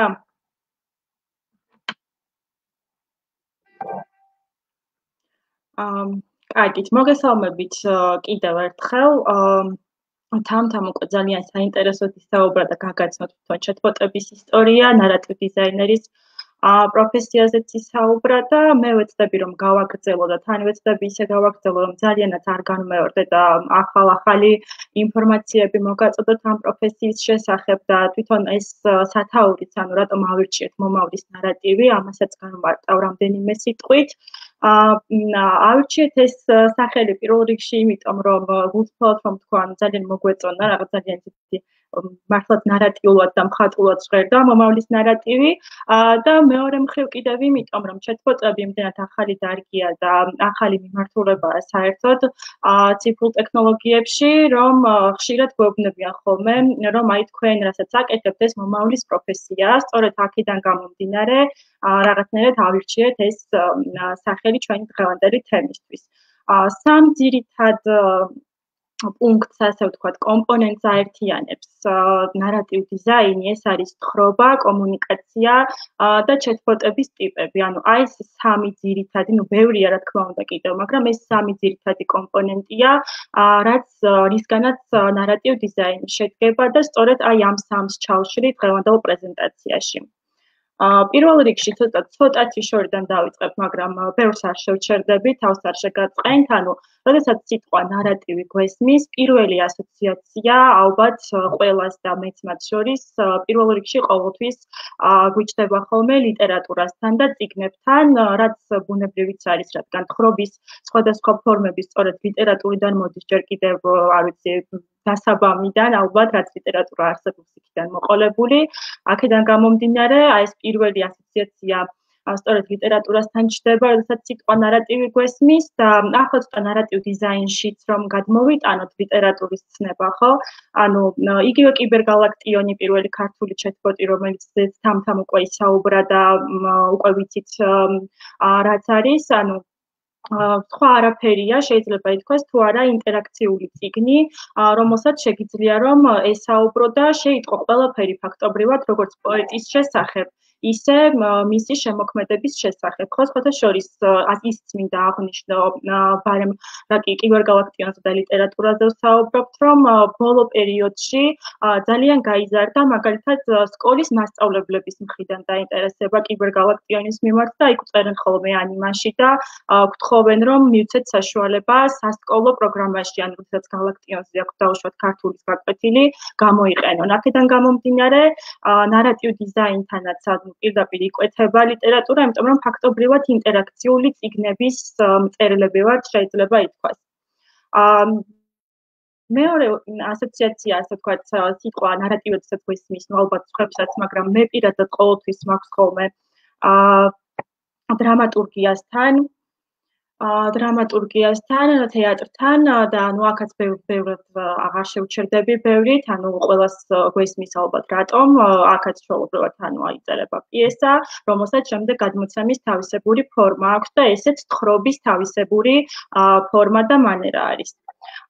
მესამე ასოციაცია არის კინო თავისთავად და თამთამაც აღნიშნა და მეც კიდევ ერთხელ ვიტყვი რომ განსაკუთრებით ნარატივ დიზაინზე როდესაც ვსაუბრობთ და მე თვითონ პირადადაც მქონია მსგავსი გამოცდილება რომ მიმუშავია რაღაც პატარ-პატარა სკრიპტებზე და ძალიან გავს განსაკუთრებით პერსონაჟის შექმნის კომპონენტი ნარატივ დიზაინში არსებობს პერსონაჟის შექმნის ცნება ისევე როგორც ფილმის სცენარის წერისას სწორედ აქედან გამომდინარე ეს ასოციაცია სრულიად ბუნებრივია, როდესაც ნარატივ დიზაინზე ვსაუბრობთ.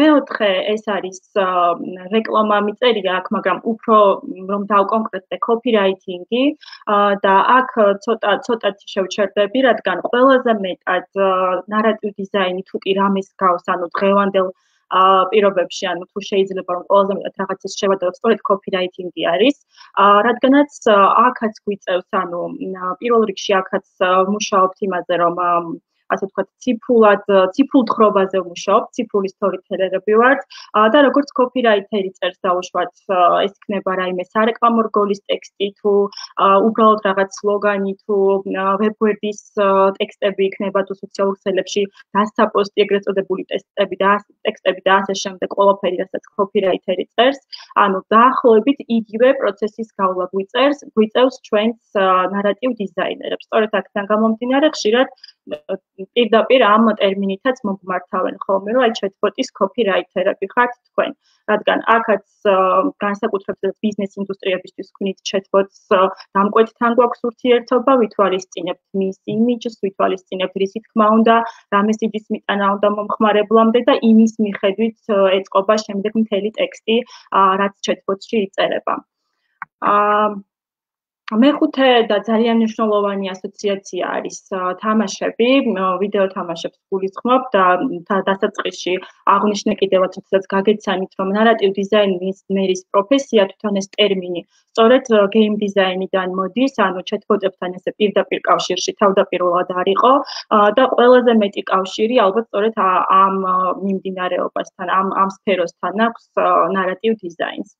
აქაც გვიწევს რომ გავთვალოთ მომხმარებლის ქცევა, ანუ ტერმინებს შორის შეიძლება იყოს ცოტა განსხვავება, მხოლოდ დანარჩენი, ანუ ფაქტობრივად ერთსა და იმავე გზებს გავდივართ, მაგალითად პირველი ის რომ თუ game design-ის narrative designer-მა უნდა გაითვალისწინოს მოთამაშის ქცევა, ჩვენ უბრალოდ მომხმარებლის ქცევას ვითვალისწინებთ წინასწარ და უნდა გავთვალოთ იგი ყველა შესაძლო ვარიანტი, ასე ვთქვათ, რაც შეიძლება რომ მომხმარებელმა chatbot-თან ურთიერთობისას რა სულა შეიძლება გააკეთოს, ასე ვთქვათ, სწორედ ამიტომ გავს ყველაზე მეტად narrative designer-ის, chatbot-ის narrative designer-ის პროფესია, თამაშების narrative designer-ის პროფესიას და ნუ ეს საერთო სახელიც აერთიანებთ.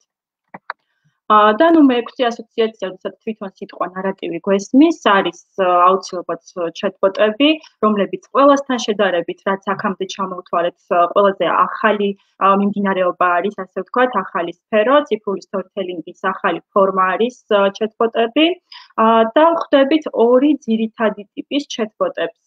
თუ რა chatbot-ებს ხვდებით, ამაზე უფრო ცვლად ვისაუბროთ, მაგალითად პირველი ტიპი ეს არის ვირტუალური არსებები, რომელთა არსებობაც ანუ ბევრისთვის ასოცირდება ხოლმე მართლა ჩვენთვისაც ვთქვამთ, რომ რასაც თქვენ ყვებით და რასაც თქვენ აკეთებთ, რაღაცა მგონია რომ სადღაც წიგნში მაქვს წაკითხული ან sci-fi ფილმში მინახავს, იმიტომ რომ ფაქტობრივად აცოცხლებთ არსებებს, რომლებსაც წესით და რიგით ანუ ვერ უნდა აცოცხლებთ, რაღაც ესეთი, ანუ სულს ვძენთ უსულო არსებებს პროგრამისტების მიერ დაწერილ კოდებს ვაძლევთ საშუალებას, რომ ისინი ინტერაქციაში შევიდნენ ადამიანებთან. აქედან გამომდინარე არის პირველი ეს ტიპი chatbot-ების და რამდენიმე ნიმუშს გაჩვენებთ ამ ტიპის chatbot-ებისა. ხო, ნუ ეს არის მაგალითად ფილმი Her, რომელიც თამთამაც აღნიშნა და მეც მინდოდა კიდევ რომ ჩამესვა აუცილებლად ჩემს პრეზენტაციაში, იმიტომ რომ ჩემი narrative designer-ობაც ფაქტობრივად ამ ფილმმა ძალიან დიდი როლი ითამაშა იმაში, რომ მე narrative design-ი ასე შემიყვარდა და ასე ვთქვათ, ბოლომდე მივყევი შეიძლება ითქვას, იმიტომ რომ ძალიან საინტერესოდ არის ნამდვილად გადმოცემული კომპიუტერული პროგრამისა და ადამიანის ურთიერთობა და როგორც შემდეგ თვითონ პრაქტიკაში ნახეთ, ეს მართლაც ფილმის დონეზე კი არ რჩება ეს ურთიერთობა, ანუ მართლა რეალურად ასეა და ადამიანებს მართლა ზუსტად ის დამოკიდებულებები უჩნდებათ ხშირად chatbot-ების მიმართ, რაც ამ ფილმში არის გადმოცემული. და ახლა განვიხილოთ ეს მაგალითი, ეს არის chatbot-ი Alice-ი, ძალიან ცნობილი chatbot-ი, დაახლოებით 1995-96 წლებში არის შექმნილი. თქვენ აქ სლაიდზეც ალბათ ჩანს და ხედავთ მცირე ამონა არის Alice-თან დიალოგისა და ნუ ესეთი ისტორია აქვს რაღაც ამ Alice ერთი ის რომ არის ძალიან პოპულარული chatbot-ი იყო და დღემდე რჩება.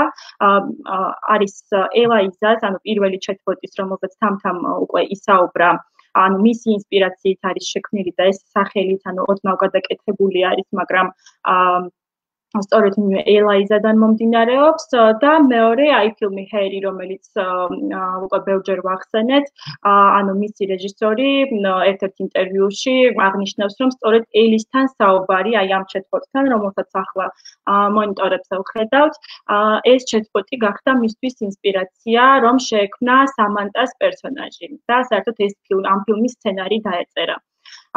ეს chatbot-ი Alice-ი კიდევ ვიტყოდი იმას, რომ არის რაიმე კონკრეტული ფუნქციით, ასე ვთქვათ, არ შექმნილა, ანუ ის არც რაღაც პროდუქტს ყიდის, ანუ ბიზნესისთვის არ შექმნილა, ეს იყო უბრალოდ ერთგვარი ექსპერიმენტი, თუ როგორ შეიძლება ავალაპარაკოთ კომპიუტერული პროგრამა. ასეთი ექსპერიმენტები ბევრმა სცადა, ასეთი ექსპერიმენტები უამრავი შეიძლება ვნახოთ ელემენტარულად რომ დავგუგლოთ, თუმცა ის ვერსიები, რომლებზეც ასე ვთქვათ დღეს ვსაუბრობთ და გთავაზობთ, ასე ვთქვათ, ყველაზე წარმატებულები გამოდგა და ჩვენთვის დღევანდელი narrative designer-ებისთვის ერთგვარი ნიმუში და მაგალითი არის. ასევე მინდა შევჩერდე აუცილებლად EVBot-ზე, როდესაც ადამიანების მსგავს ციფრულ ასისტენტზე ვსაუბრობ, არ შემიძლია რომ EVBot-ზე არ ვისაუბრო, რადგან უკვე 10 წელია რაც გუნდი მუშაობს EV-bot-ზე და მის გარდა კიდევ სხვა chat-bot-ებიც აქვს შექმნილი, მაგრამ ეს არის შეიძლება თქოს ერთ-ერთი ყველაზე გამორჩეული. მისი უპირატესობა მდგომარეობს ასევე იმაში, რომ ხელოვნური ინტელექტის გამოყენებით, ასე ვთქვათ, იგი არ ფუნქციონირებს, ასე ვთქვათ, წინასწარი განსაზღვრული ტექსტუალური სტრუქტურით. იგი სწავლობს უშუალოდ მომხმარებლისგან და ისე აბრუნებს ყველაფერი, რაც მას აქვს ნასწავლი იმ ადამიანებისგან, რომელიც მას ერთხელ მაინც ესაუბრა. და როგორც უკვე აღვნიშნე, მთელი 10 წელია ეს პროცესი მიმდინარეობს. დღესაც EV-bot-ის ვებგვერდზე რომ შეხვიდეთ, შეგიძლიათ მასთან საუბარი. და ერთ-ერთი ძალიან ისეთი ცნობილი chat-bot-ი არის, ბევრმა YouTuber-მაც კი გამოიყენა, ასე ვთქვათ, თავის ვიდეოებში, შეგიძლიათ ესეც ნახოთ თუ დაინტერესდებით. ერთი სიტყვით ძალიან ბევრი, ასე ვთქვათ, მომხმარებელი ჰყავს EV-bot-ს. და არის ერთ-ერთი საუკეთესო მაგალითი იმისა, თუ როგორ შეიძლება ციფრული არსება გავდეს მართლაც ადამიანს თავისი საუბრით და ინტერაქციის ფორმით. და ეს შედარებით ბოლო ყველაზე ესეთი ახალი chat-bot-ი, რომელსაც მინდა ხაზი გავუსვა და რომელიც ჩემთვის პირადად ნამდვილად არის მომავლის ნარატივი, რაც დავარქვით დღევანდელ ლექციას. ეს არის Google-ის სრულიად ახალი პროდუქტი, ასე ვთქვათ. ერთი ყველამ ვიცით Google-ის ცნობილი ასისტენტი, ხო? თუმცა ეს არის კიდევ უფრო ახალი chat-bot-ი. მინა ქვია, რომელიც პრინციპში სულ რამდენიმე თვე არის თუ არ ვცდები, რაც არსებობს, მაგრამ უკვე ძალიან ბევრი მომხმარებელი ჰყავს და მისი განსაკუთრებულობა, ასე ვთქვათ, მდგომარეობს იმაში, რომ იგი საუბრობს ყველაფერზე, თვითონვე უწერიათ, რომ წაიკითხოთ, რომ მას არ აქვს რაღაც კონკრეტული ხაზი, რომ ამაზე უნდა ილაპარაკოს ან ამაზე. ყველაფერზე საუბარი შეუძლია ნებისმიერ თემაზე, ცოცხალი ვიკიპედია არის, ასე ვთქვათ, ასეც შეიძლება დავარქვათ ყოველ შემთხვევაში მინას. აგრეთვე ძალიან საინტერესო ფაქტი იყო ის, რომ თვეში დაახლოებით 40 მილიარდამდე ახალი სიტყვის ათვისება შეუძლია და არ ვიცი, ძალიან ინოვაციური პროექტი არის ნამდვილად, თუმცა Google-ისგან ალბათ ეს არც გაგვიკვირდება. ახლა უკვე რაც შეეხება მეორე ტიპის chat-bot-ებს, მეორე ტიპის chat-bot-ები არის, ასე ვთქვათ, წმინდა წყლის კომერციული chat-bot-ები, რომლებსაც იყენებენ სხვადასხვა კომპანიები, ბრენდები, თავიანთი ბრენდინგის ნაწილად ხდიან ერთის მხრივ და მეორე მხრივ თავის მომხმარებელთან კომუნიკაციების გაუმჯობესების მიზნით იყენებენ ამ chat-bot-ებს. აგერ სლაიდზე ჩანს კიდევაც ის ცნობილი ბრენდები, რომლებიც იყენებენ chat-bot-ებს, ხედავთ ალბათ, რომ მაგალითად Disney-ს აქვს თავისი chat-bot-ი, McDonald's, Pumas და ასე შემდეგ. და კიდევ მინდა გაჩვენოთ ერთი ცალკე, ასე ვთქვათ, შედარებით ნაკლებად ცნობილი ეს ჩვენთან, თორემ ისე საკმაოდ ცნობილი ერთ-ერთი კულინარიული საიტის chat-bot-ი, რომელიც გთავაზობს რეცეპტებს და უამრავი სხვადასხვა რეცეპტის შემოთავაზება შეუძლია და გარდა ამისა, ჩემთვის ძალიან საინტერესო იყო ამ chat-bot-თან კომუნიკაცია იმ მხრივ, რომ შემეძლო საერთოდ არ მიმეწერა მისთვის ტექსტი, უბრალოდ შეიძლებოდა რომ ჩამეგდო ეგრეთ წოდებული ემოჯი, სმაილიკების დახმარებით, მაგალითად თუ გაუგზავნდი სუშის და არანაირ ტექსტს არ მივაყოლებდი, იგი სუშის რაღაცა სხვადასხვა მომზადების ვარიანტებს მთავაზობდა. აქედან გამომდინარე, ესეც ერთ-ერთი საკმაოდ საინტერესო chat-bot-ის მაგალითი. კიდევ მინდა აღვნიშნო, რომ ძალიან ბევრი საინტერესო chat-bot-ი არის და რომ თქვენც რომ ნახოთ, მოიძიოთ და გუგლოთ, ხო, უამრავ ასეთ საინტერესო მაგალითს შეხვდებით. ჩვენ რადგან გარკვეულწილად დროში შეზღუდულები ვართ, ყველა ესე ვერ ჩავსვით ჩვენს პრეზენტაციებში, თუმცა რომ ნახოთ, მიხვდებით რომ უამრავი კომპანია იყენებს უკვე ფაქტობრივად chat-bot-ებს თავიანთი ბიზნესის უკეთ სამართავად, ასე ვთქვათ. და ახლა უშუალოდ ქართულ სივრცეში რა ხდება ამ მიმართულებით და უშუალოდ ჩვენი გუნდი რას აკეთებს, ხო? სხვადასხვა ორგანიზაციასთან, სხვადასხვა კომპანიასთან თანამშრომლობით ამაზე მინდა რომ ვისაუბრო და უფრო ნარატივ დიზაინერის კუთხით დაგანახოთ, ასე ვთქვათ, როგორია chatbot-ის შექმნის პროცესი და საერთოდ რას ვაკეთებთ ნარატივ დიზაინერები. გავიაროთ კონკრეტული მაგალითები, მაგალითად დავიწყოთ უნათი, ეს არის ერთ-ერთი პირველი chatbot-ი შეიძლება ითქვას საქართველოში, ნუ გასაგებია რომ კიბერგალაქტიონი იყო პირველი და ისიც ჩვენმა გუნდმა შექმნა, მაგრამ შემდეგ აი დაახლოებით ბოლო 3 წლის განმავლობაში, როდესაც ყველაზე ასე ვთქვათ ერთგვარი ბუმი მოხდა მართლა chatbot-ების და რაღაც ბევრი კომპანია დაინტერესდა და ზოგი წარმატებული პროექტი გამოდგა, ზოგი ნაკლებად და ასე შემდეგ. აი ზუსტად ამ პერიოდში დაიბადა უნას შექმნის იდეაც და უნა გახდა შეიძლება ითქვას უნივერსიტეტის პირველი თანამშრომელი, არა მხოლოდ საქართველოში, მინდა აღვნიშნო, მე პირადად ყოველ შემთხვევაში რაც დამიძებნია და დამისერჩავს, ანუ არსა და არ შემხვედრია უნივერსიტეტის chatbot-ები ყოველ შემთხვევაში მაშინ, როდესაც უნაზე მუშაობას ვიწყებდით. და ნუ უნას რაც შეეხება კიდევ ვიტყვი იმას, რომ ეს არის ილიას სახელმწიფო უნივერსიტეტის ციფრული თანამშრომელი და მისი შექმნისას ანუ ძალიან ბევრი რაღაც იყო გასათვალისწინებელი, ანუ პირველ რიგში აუცილებლად უნდა აღვნიშნო თვითონ უნივერსიტეტის ხასიათი, ხო? და ეს არის ძალიან მნიშვნელოვანი, რაც ნარატივ დიზაინერმა ყოველთვის უნდა გაითვალისწინოს, როდესაც chatbot-ს ქმნის და ამას მე სხვა ყველა მაგალითზეც კიდევ ბევრჯერ მომიწევს, რომ გავიმეორო და თქვენ თვითონაც დარწმუნდებით თუ რატომ. უნას რომ მივუბრუნდეთ ისევ, ანუ როგორც უკვე აღვნიშნე, უნდა გაგვეთვალისწინებინა მისი შექმნისას უნივერსიტეტის ხასიათი, როგორი სტილით ისაუბრებდა, როგორი საუბრის მანერა ექნებოდა და ასე შემდეგ. ყველაფერი იმის მიხედვით მოვარგეთ, რა თქმა უნდა, თვითონ ილიავნისთან თანამშრომლობით, ცალკე ასე განყენებულად არასდროს არ ხდება მსგავსი პროექტის შესრულება, აუცილებლად უნდა იყოს დამკვეთი ჩართული ნარატივ დიზაინერებთან ერთად და უნდათ შემთხვევაშიც ასე იყო. და უნდა გახდა, ასე ვთქვათ, უკვე 3 წელი ხდება დაახლოებით, რაც უნდა არსებობს.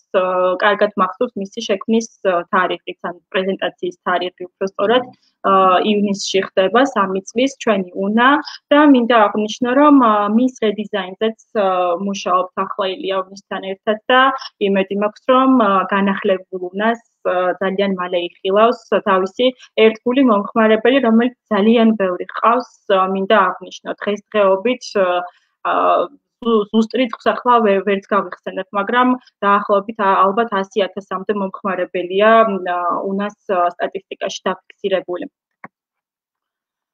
მეორე პროექტი, რომელზეც ჩვენ გუნდს უმუშავია და რომელიც ჩემთვის როგორც ნარატივ დიზაინერისთვის სრულიად ახალი გამოწვევა იყო, ეს არის სანტას chatbot-ი, ასე ვთქვათ, Santa bot-ი და აქ კიდევ სრულიად ახალი ამოცანა დადგა ნარატივ დიზაინერების წინაშე და ამოცანა მდგომარეობდა იმაში, რომ შევქმნათ პერსონაჟი, რომელსაც ჩვენ კი არ გამოვიგონებთ იგივე უნასგან განსხვავებით, ხო, დავუშვათ.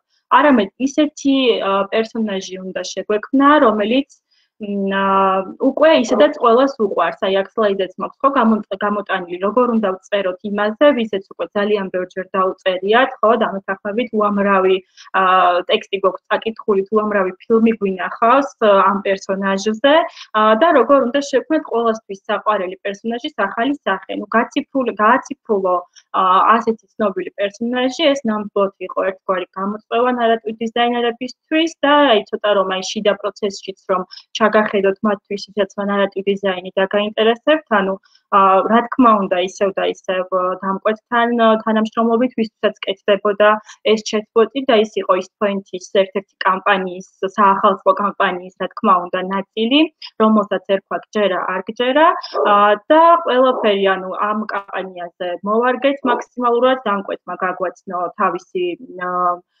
კამპანიის პირობები, ეგრეთებული ბრიფი მოგვცა და იმის მიხედვით დავიწყეთ უკვე მუშაობა იმაზე, რომ როგორ შევქმნათ ისეთი პერსონაჟი, რომელიც ისედაც უკვე ყველას უყვარს. და ვფიქრობ, რომ გამოგვივიდა კიდეც, რადგან სტატისტიკა სანტასთან კომუნიკაციის, ასე ვთქვათ, საკმაოდ მაღალი გამოდგა, სულ რაღაც თვენახევარი იყო ჩაშვებული, მინდა ესეც აღვნიშნო, ანუ ძალიან დიდი მნიშვნელობა აქვს ამ შემთხვევაში დროსაც. თვენახევრის განმავლობაში ჩაშვებული chatbot-ი, რომელიც მილიონობით მომხმარებელს მოაგროვებს და მათგან 90% დაახლოებით თუ მეტი არა უბრუნდება ამ chatbot-ს სასაუბროთ, ეს უკვე იმას ნიშნავს, რომ chatbot-მა თავისი მისია ნამდვილად შეასრულა და ჩვენთვის სწორედ ამიტომ იყო იგი ერთ-ერთი გამორჩეული პროექტი.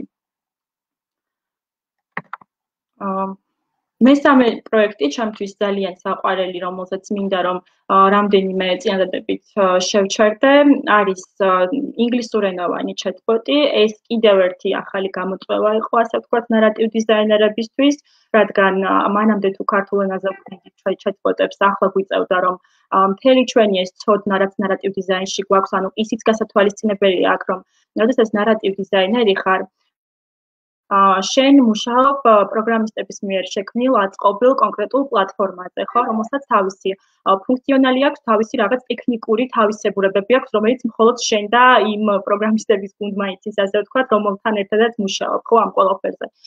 შესაბამისად, ანუ პლატფორმაზე რომელსაც ჩვენ მუშაობდით, მანამდე არ გქონდა გამოცდილება ინგლისური ენის chatbot-ის აწყობის და ნარატივ დიზაინერისთვის ესეც გარკვეულწილად გამოცდილება და ახალი გამოწვევა იყო, რომ აი როგორ მოვარგოთ ყველაფერი ეს, რაც უკვე ვიცით, ინგლისურ ენას, მოგეხსენებათ, რომ ენებს შორის საკმაოდ ბევრი თავისებურება არის, მით უმეტეს ქართული და ინგლისური ძირფესვიანად განსხვავდება ერთმანეთისგან.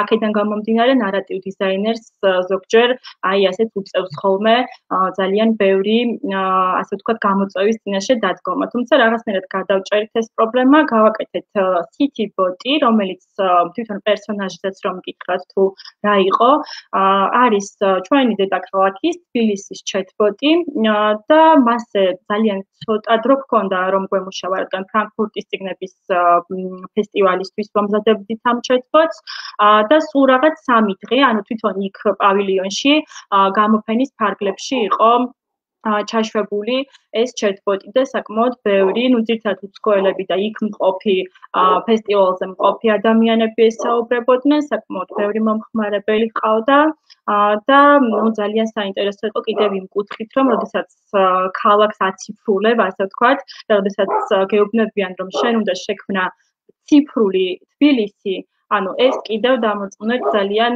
საინტერესო, რა თქმა უნდა, მაგრამ ცოტა ისეთი, ასე ვთქვათ, რთული გამოწვევაც არის, თუმცა საბოლოო ჯამში ვფიქრობ, რომ რაღაცნაირად ეს კარგად მოახერხეთ ნარატივ დიზაინერებმა და საბოლოო ჯამში კარგი პროდუქცია შევთავაზეთ ფრანკფურტის წიგნების ფესტივალს. შემდეგი chatbot-ი, რომელზეც მინდა რომ მოგიყვეთ და რომელზეც ასევე მაქვს მუშაობის გამოცდილება და პატივიც, იყო რადიო თავისუფლების chatbot-ი, ეს არის ფრიდა, რომელსაც ცოტა ესეთი ისტორია აქვს, ანუ ფრიდა შევქმენით რეალურად chatbot-ების ჰაკათონისთვის, რომელსაც რადიო თავისუფლება აორგანიზებდა ანიმას გუნდთან ერთად და მას უნდა ესაუბრა მხოლოდ ჰაკათონზე, ანუ გზამკვლევი უნდა ყოფილიყო ერთგვარი იმ ადამიანებისა, რომელიც ჰაკათონში მონაწილეობით იქნებოდნენ დაინტერესებულები. ძალიან ცოტა დრო გქონდა, რადგან რაღაცა ჰაკათონისთვის გეგმავდით მზადებას და უცებ შემოვიტანეთ, ანუ ფრიდას ამ chatbot-ის ცნებაც და ფაქტობრივად 10 დღეში ვიმუშავეთ 3 ნარატივ დიზაინერმა ამ chatbot-ზე, რაც ძალიან ცოტა დრო არის, აი რაღაც ესეთი რჩევის სახითაც რომ მივცე ასე ვთქვათ მომავალ ნარატივ დიზაინერებს თუ კი ვინმე გამოჩნდება ასეთი ვინც ახლა მისმენს, ანუ ძალიან ცოტა დრო არის 10 დღე chatbot-ისთვის, მაგრამ ესეც ერთგვარი დიდი გამოცდილება არის, რადგანაც სწავლობ ასე ვთქვათ რა უნდა გააკეთო ასეთ დროს, ხო?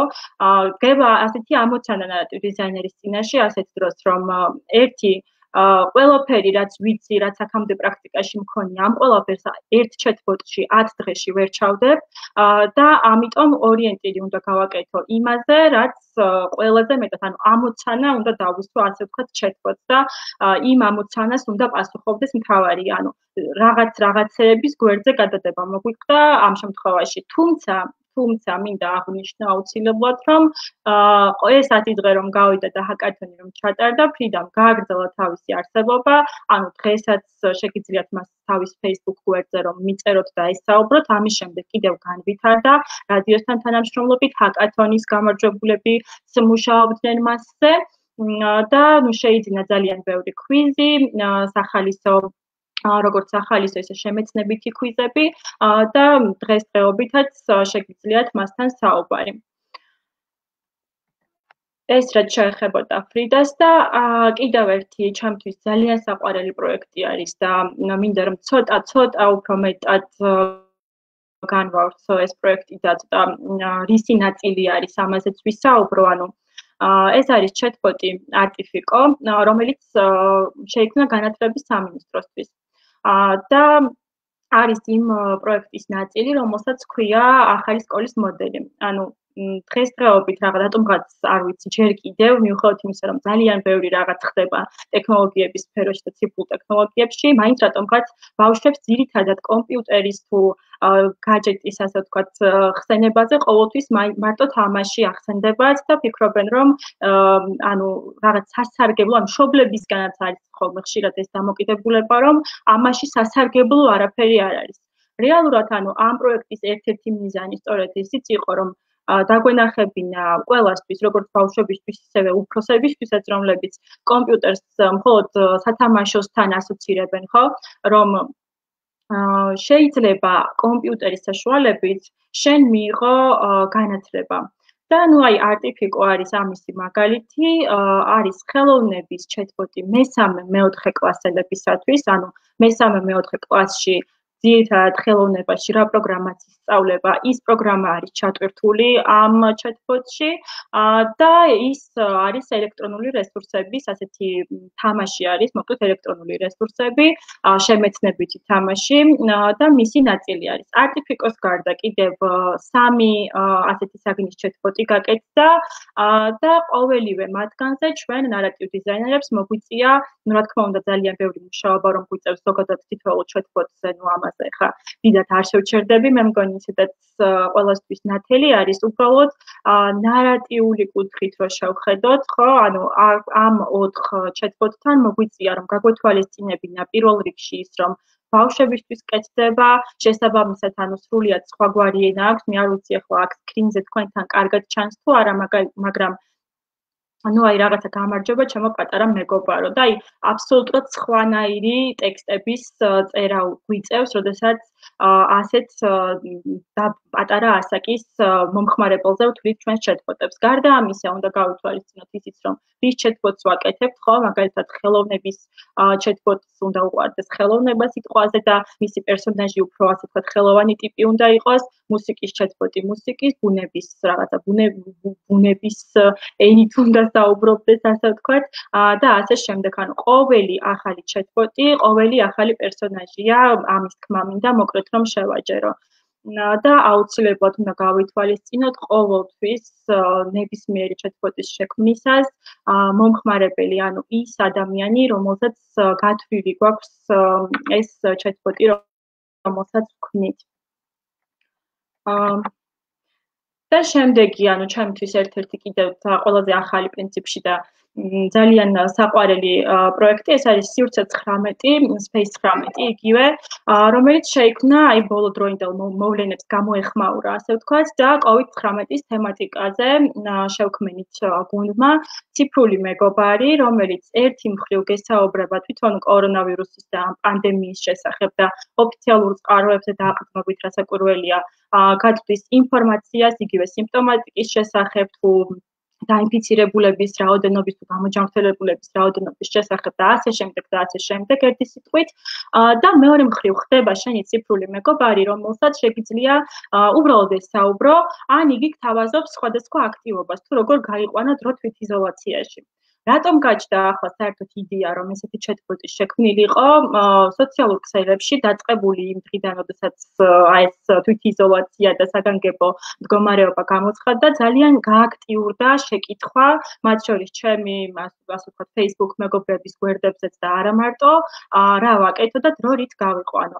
შესაბამისად, გადავწყვიტეთ, რომ რამდენადაც ვიცნობთ გუნდში chatbot-ების შესაძლებლობებს, გადავწყვიტეთ, რომ გაგვეკეთებინა, მათთვის შეგვეთავაზებინა ციფრული მეგობარი, რომელიც მყავს, ასე ვთქვათ, Messenger-ში, რომელსაც ისედაც სულ ვიყენებს სხვა ადამიანებთან საკომუნიკაციოდ და შემიძლია მას ნებისმიერ დროს მივწერო, 24/7-ზე სულ ხაზია, როგორც ეს ისე ნებისმიერი სხვა chatbot-ი და ყოველთვის მზად არის, რომ ასე ვთქვათ, მესაუბროს.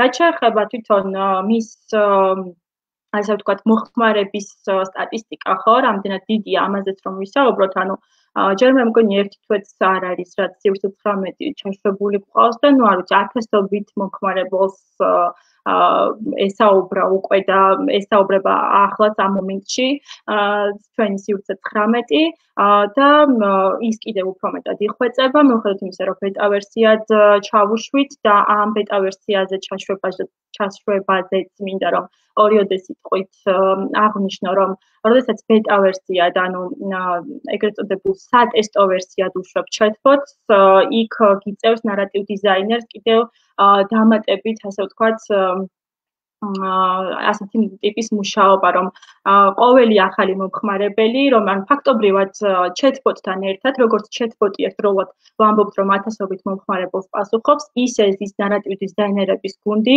და თითოეულ ამ ათასობით მესიჯს კითხულობს. მაგალითად, რამდენიმე დღის წინ დამიწეს ესეთი შეკითხვა, რომ ვერ დავიჯერებო, რომ მართლა ყველა მესიჯზე ხარ და კითხულობო რა და იმ ადამიანსაც აბუხსენი და საჯაროდაც მინდა ვთქვა, რომ მართლა ყველა მესიჯს ვკითხულობ აბსოლუტურად, რაც კი შემოდის დღის ნებისმიერ ნაწილში, ასე ვთქვათ. იმიტომ რომ ძალიან მნიშვნელოვანი არის, როდესაც განსაკუთრებით სატესტო ვერსიად გაქვს ჩაშვებული chatbot-ი, ძალიან მნიშვნელოვანი არის გაითვალისწინო მომხმარებელი რა ენით ესაუბრება, როგორ ესაუბრება, რა აინტერესებს ყველაზე ხშირად და შემდეგ იმის მიხედვით უნდა დახვეწო და განავითარო. ესე რომ წარმოვიდგინოთ, დაახლოებით 2 ეტაპი არის ყოველი chatbot-ის ცხოვრებაში, რომელსაც გადის. პირველი მოსამზადებელი ეტაპი, როცა narrative designer-ები ხდებიან და თავიანთი გამოცდილებით, რაც მანამდე უკვე დაუგროვდათ, იმის მიხედვით ქმნიან მის სასაუბრო ეგრეთ წოდებულ ხაზს, ასე ვთქვათ, და მეორე არის უკვე ჩაშვების დღიდან, მისი მომხმარებელზე გაშვების დღიდან, მეორე ეტაპი, როდესაც იმის მიხედვით არედაქტირებ უკვე თუ რა აინტერესებს მომხმარებელს ყველაზე მეტად და არც ის არ არის რაღაცნაირად გამორიცხული, რომ რაღაც თემები, რაც შეიძლება თავიდან გათვალისწინებული გქონდა, მერე ადგე და უბრალოდ გადააკეთო, იმიტომ რომ დაინახო, რომ ამ chatbot-თან და ამ chatbot-ის მომხმარებელთან სიტყვაზე რაღაც ახალი სასაუბრო თემა გაჩნდა, რომელიც მანამდე სხვა პრაქტიკაში არ გქონია და შესაბამისად ახლა უნდა დაიწყო ამაზე მუშაობა. სწორედ ამით არის ჩემთვის პირადად narrative designer-ობა საინტერესო, იმიტომ რომ რაღაცნაირად მოულოდნელობით ახსოვსი არის ხოლმე და ყოველთვის არ გაძლევს მოდუნების საშუალებას, ასე ვთქვათ, სულ გეუბნება, რომ უნდა განვითარდე და შენი chatbot-ებიც განავითარო. ეს რაც შეეხებოდა Space 19-ს კიდევ ბევრი შემეძლო ამაზე რომ ვისაუბრა, მაგრამ დრო გამიგრძელდება ძალიან და აქ უკვე უცებ ჩამოვუყვები, რა უნდა გვახსოვდეს ყოველთვის chatbot-ის შექმნისას, თუ კი ვინმე არის, ვინც narrative design-ით დაინტერესდება და სწორედ ბევრი ადამიანია ხოლმე, რომელიც აინტერესებს ეს მიმართულება ბოლო პერიოდში განსაკუთრებით, პირველ რიგში უნდა გვახსოვდეს აუცილებლად დამკვეთი, ვისთვის ვაკეთებთ ამ chatbot-ს, როგორი ტიპის კომპანია არის, ხო, ყველა დეტალი გასათვალისწინებელია აბსოლუტურად. მისი აუდიტორია უნდა გავითვალისწინოთ, რა ტიპის მომხმარებელი ჰყავს, რა ასაკობრივი ჯგუფი შედის მის მომხმარებელში და ასე შემდეგ. და ასევე chatbot-ი უნდა გავთვალოთ ახალ სეგმენტზეც, გარდა იმისა, რომ უკვე არსებულ აუდიტორიას დააკმაყოფილებს, ასე ვთქვათ, ბჭყალებში, ესა თუ ის chatbot-ი, რომელსაც მისთვის შევქმნით, ხო? კარგი იქნება თუ ისეთი ტიპის chatbot-ს შევთავაზებთ, მერე შესაბამისი მისი გაპიარებით და ასე შემდეგ, რომელიც ახალ მომხმარებელს მოუყვანს იმ კომპანიას. ეს ძალიან მნიშვნელოვანი არის ნებისმიერი როგორც კომპანიისთვის, ისე narrative designer-ებისთვის, როდესაც chatbot-ს ქმნიან. აუცილებლად უნდა გვახსოვდეს დრო და წეგანაც აღნიშნე, რომ იდეალური ვარიანტია, როდესაც გაქვს სამუშაოდ თავისუფალი დრო, ასე ვთქვათ, თავისუფალ დროში რა იგულისხმება, ხო? ანუ მაგალითად პირობითად ავიღოთ 1 თვე დაახლოებით, ხო? ანუ ბოლომდე სრულყოფილი ჩატბოტის შესაქმნელად ეს დროც არ არის საკმარისი, განამდვილებით შემიძლია გითხრათ, მაგრამ ყველაზე ესეთი იდეალური ვარიანტია, რომ მინიმუმ დაახლოებით 2-3 თვე მაინც გქონდეს იმისთვის, რომ ჩატბოტი შევქმნათ, მაგრამ თუ ამდენი დრო ფიზიკურად არ გვაქვს და ამის მაგალითი წეგან უკვე განვიხილეთ, მაშინ როგორც უკვე ვთქვი, ანუ რაღაც თემები უნდა მოვაკლოთ, ასე ვთქვათ, ჩატბოტს და ვორიენტირდეთ იმაზე, რაც იმ კონკრეტულ მომენტში რაღაც კონკრეტულ ამოცანას შეასრულებინებს ჩვენს ჩატბოტს და მერე უკვე ჩაშვების მერე მის დახვეწაზე ვიფიქროთ და ეს ყველაფერი რაც თავარია, სწორად უნდა მივიტანოთ მომხმარებლამდე, ესეც ნარატივ დიზაინერის გამოწვევა არის ხოლმე, ასე ვთქვათ, რომ მომხმარებლს არ გაუჩნდეს იმის ილუზია, რომ ამ ჩატბოტს ყველაფერზე უნდა ელაპარაკოს, რომელიც რაღაც ასტრში არის პირობითად შექმნილი. კიდევ რაც უნდა გვახსოვდეს ჩატბოტის შექმნისას არის ტიურინგის ტექსტ-ტესტი, რომელზეც ვისაუბრეთ უკვე მეც და თამთამაც, ამიტომ ბევრად აღარ შევჩერდები. ერთადერთ მაგალითს მოვიყვან უბრალოდ, რომ აი რამდენიმე დღის წინ მაგალითად სივრცე 19-ის გვერდიდან გავაზიარეთ რამდენიმე სკრინი და დავწერეთ, რომ ამ ჩატბოტმა ტიურინგის ტესტი და ელაიზას ეფექტიც ჩააბარა, იმიტომ რომ მომხმარებლები ხშირად წერენ ასეთი ტიპის ტექსტს, რომ არ მჯერა, რომ შენ ჩატბოტი ხარ. და მე მგონი ადამიანზე ჭკვიანი ხარ და იმ მსგავსი ტიპის მესეჯები მოდის ხოლმე სივრცესთან, ამიტომ რაღაც ეს სიამაყით აღნიშნავთ ხოლმე ან იმაში, რომ ამ ჩატბოტმა ტიურინგის ტესტი ჩააბარა და ელაიზას ეფექტი რაც გულისხმობს იმას, რომ რაღაცნაირად ერთგვარი ფსიქოთერაპევტის როლიც მოირგოს ჩატბოტმა და ემპათია გაუჩინოს მომხმარებელს, ესეც ძალიან მნიშვნელოვანია, აუცილებლად უნდა გვახსოვდეს ყოველთვის, როდესაც ჩატბოტებზე ვმუშაობთ. და ნუ ბოლო, რაც ძირითადი პუნქტები მაქვს აქ ჩამოწერილი, თორე კიდევ შეიძლება ბევრ დეტალზე საუბარი, პლატფორმის თავისებურებები, ანუ კარგად რომ დაძებნოთ, ხო, ანუ უამრავ პლატფორმას იპოვით, სადაც შეიძლება კოდის წერის გარეშე, ისე რომ მე არ ვიყო პროგრამისტი, ავაწყო ჩემთვის სასურველი ჩატბოტი. და აუცილებლად უნდა გავითვალისწინო პლატფორმის თავისებურებები. მით უმეტეს თუ მულტიპლატფორმული ვარ, ასე ვთქვათ და არა მხოლოდ ერთ პლატფორმაზე ვმუშაობ, არ უნდა ამერიოს მე როგორც ნარატივ დიზაინერს სხვადასხვა პლატფორმების გამოცდილებები, ანუ დავუშვათ თუ მქონდეს შემუშავებული ჭურა და მასზე მუშაობისას, ანუ არის ერთმანეთსგან განსხვავდება, მოკლედ ამის თქმა მინდა პლატფორმები და ნარატივის შექმნისას აუცილებლად გასათვალისწინებელია, თუ რა თავისებურებები აქვს შესაბამისად, ეს ამას თავისებურად მივყავართ იქამდე, რომ პლატფორმა, რომელზეც მუშაობ, ძალიან კარგად უნდა გქონდეს ნასწავლი. შეიძლება ითქვას, ეს არის ყველაზე მთავარი, როცა ჩატბოტის შექმნას იწყებ, თუ პლატფორმა ნაკლებად კარგად იცი, გაგიჭირდება. და ნუ ხო, ჩატბოტების გამოყენების პერსპექტივები არის ის, რომ გარდა წერილობითი ჩატბოტებისა არსებობს ხმოვანი ჩატბოტებიც და ნუ აი ცოტა უფრო სამომავლო პერსპექტივაშიც რომ გავიხედოთ, მე მგონია, რომ უფრო მეტად და არა მარტო მე სხვათაშორის, ანუ უკვე დაწყებულია ამაზე აქტიური მუშაობა, რომ ხმოვანი ჩატბოტები და ციფრული ასისტენტები გაცილებით უფრო პრაქტიკულია აღმოჩნდა, როგორც ჩანს მომხმარებლისთვის და შესაბამისად, ანუ უფრო მეტად ალბათ უფრო ხმოვანი ჩატბოტების შექმნაზე განვითარდება, ასე ვთქვათ, ჩატბოტ ინდუსტრიები, ასევე, ანუ სხვადასხვა სასაუბრო არხებზე შეგვიძლია ჩატბოტების ჩაშენება, ესეც მინდა რომ აღნიშნო, ძირითადად რაღაცნაირად, ანუ დღესდღეობით ისეთი აზრი არსებობს, რომ თითქოს მხოლოდ არის, ან ნებისმიერი საკომუნიკაციო არხი, რომელსაც ჩვენ ერთმანეთთან საურთიერთოდ ვიყენებთ, იგივე Instagram-ი იქნება, ეს WhatsApp-ი, Viber-ი თუ Slack-ი თუ ასე შემდეგ, ხო? ანუ ყველგან ნებისმიერ მათგანში შეიძლება ჩატბოტების ჩაშენება და ესეც კიდევ ერთხელ, ანუ ისევ და ისევ ვის ინდუსტრიებისკენ რო წავიდეთ და კომპანიებისკენ წავიდეთ, ძალიან კარგი ფიჩერი არის, ასე ვთქვათ, კარგი საშუალება არის იმისთვის, რომ ანუ ყველგან ყველანაირი ტიპის მომხმარებლის მესენჯერს ანიჭებს უპირატესობას და ისიც რომელიც მაგალითად WhatsApp-ში ურჩენია WhatsApp-თან კომუნიკაცია და ასე შემდეგ. და ძალიანაც რომ არ გამიგრძელდეს დავასრულებ ჩემს ლექციას იმით რომ ანუ chatbot-ების მომავალზეც ვიტყვი რამდენიმე სიტყვას ანუ მგონია კი არა და პრინციპში უკვე ასე არის ანუ ძალიან შორეულ მომავალზე არ მაქვს საუბარი რომ chatbot-ები არა მხოლოდ დიდი კომპანიებისთვის იქნება და არის უკვე პრინციპში არამედ მცირე ბიზნესებისთვისაც გახდება უფრო მეტად ხელმისაწვდომი და ნუ არსებობს აი სხვადასხვა სტატიებს, რაღაც ბლოგ პოსტებს ვეცნობოდი chatbot-ებთან დაკავშირებით და ნუ შემხვდა იქ ერთ-ერთი botmaker-ის ესეთი მოსაზრება, რომ chatbot-ები გახდება უფრო მეტად სამომხმარებლო და რა იგულისხმება ახლა ამაში, რომ აი მაგალითად მხოლოდ კომპანიას კი არ შეეძლება chatbot-ის დაკვეთა ნარატივ დიზაინერების გუნდისთვის, არამედ ნებისმიერ ადამიანს, აი მაგალითად მე მაქვს განსაზღვრული რაღაც საათები, როდესაც არ მცალია დავუშვათ და ჩემს მეგობრებთან საკომუნიკაციოდ შემიძლია რომ შევიქმნა chatbot-ი, რომელიც სანამ მე თავისუფალი არ ვიქნები, ასე ვთქვათ, ჩემ მაგივრად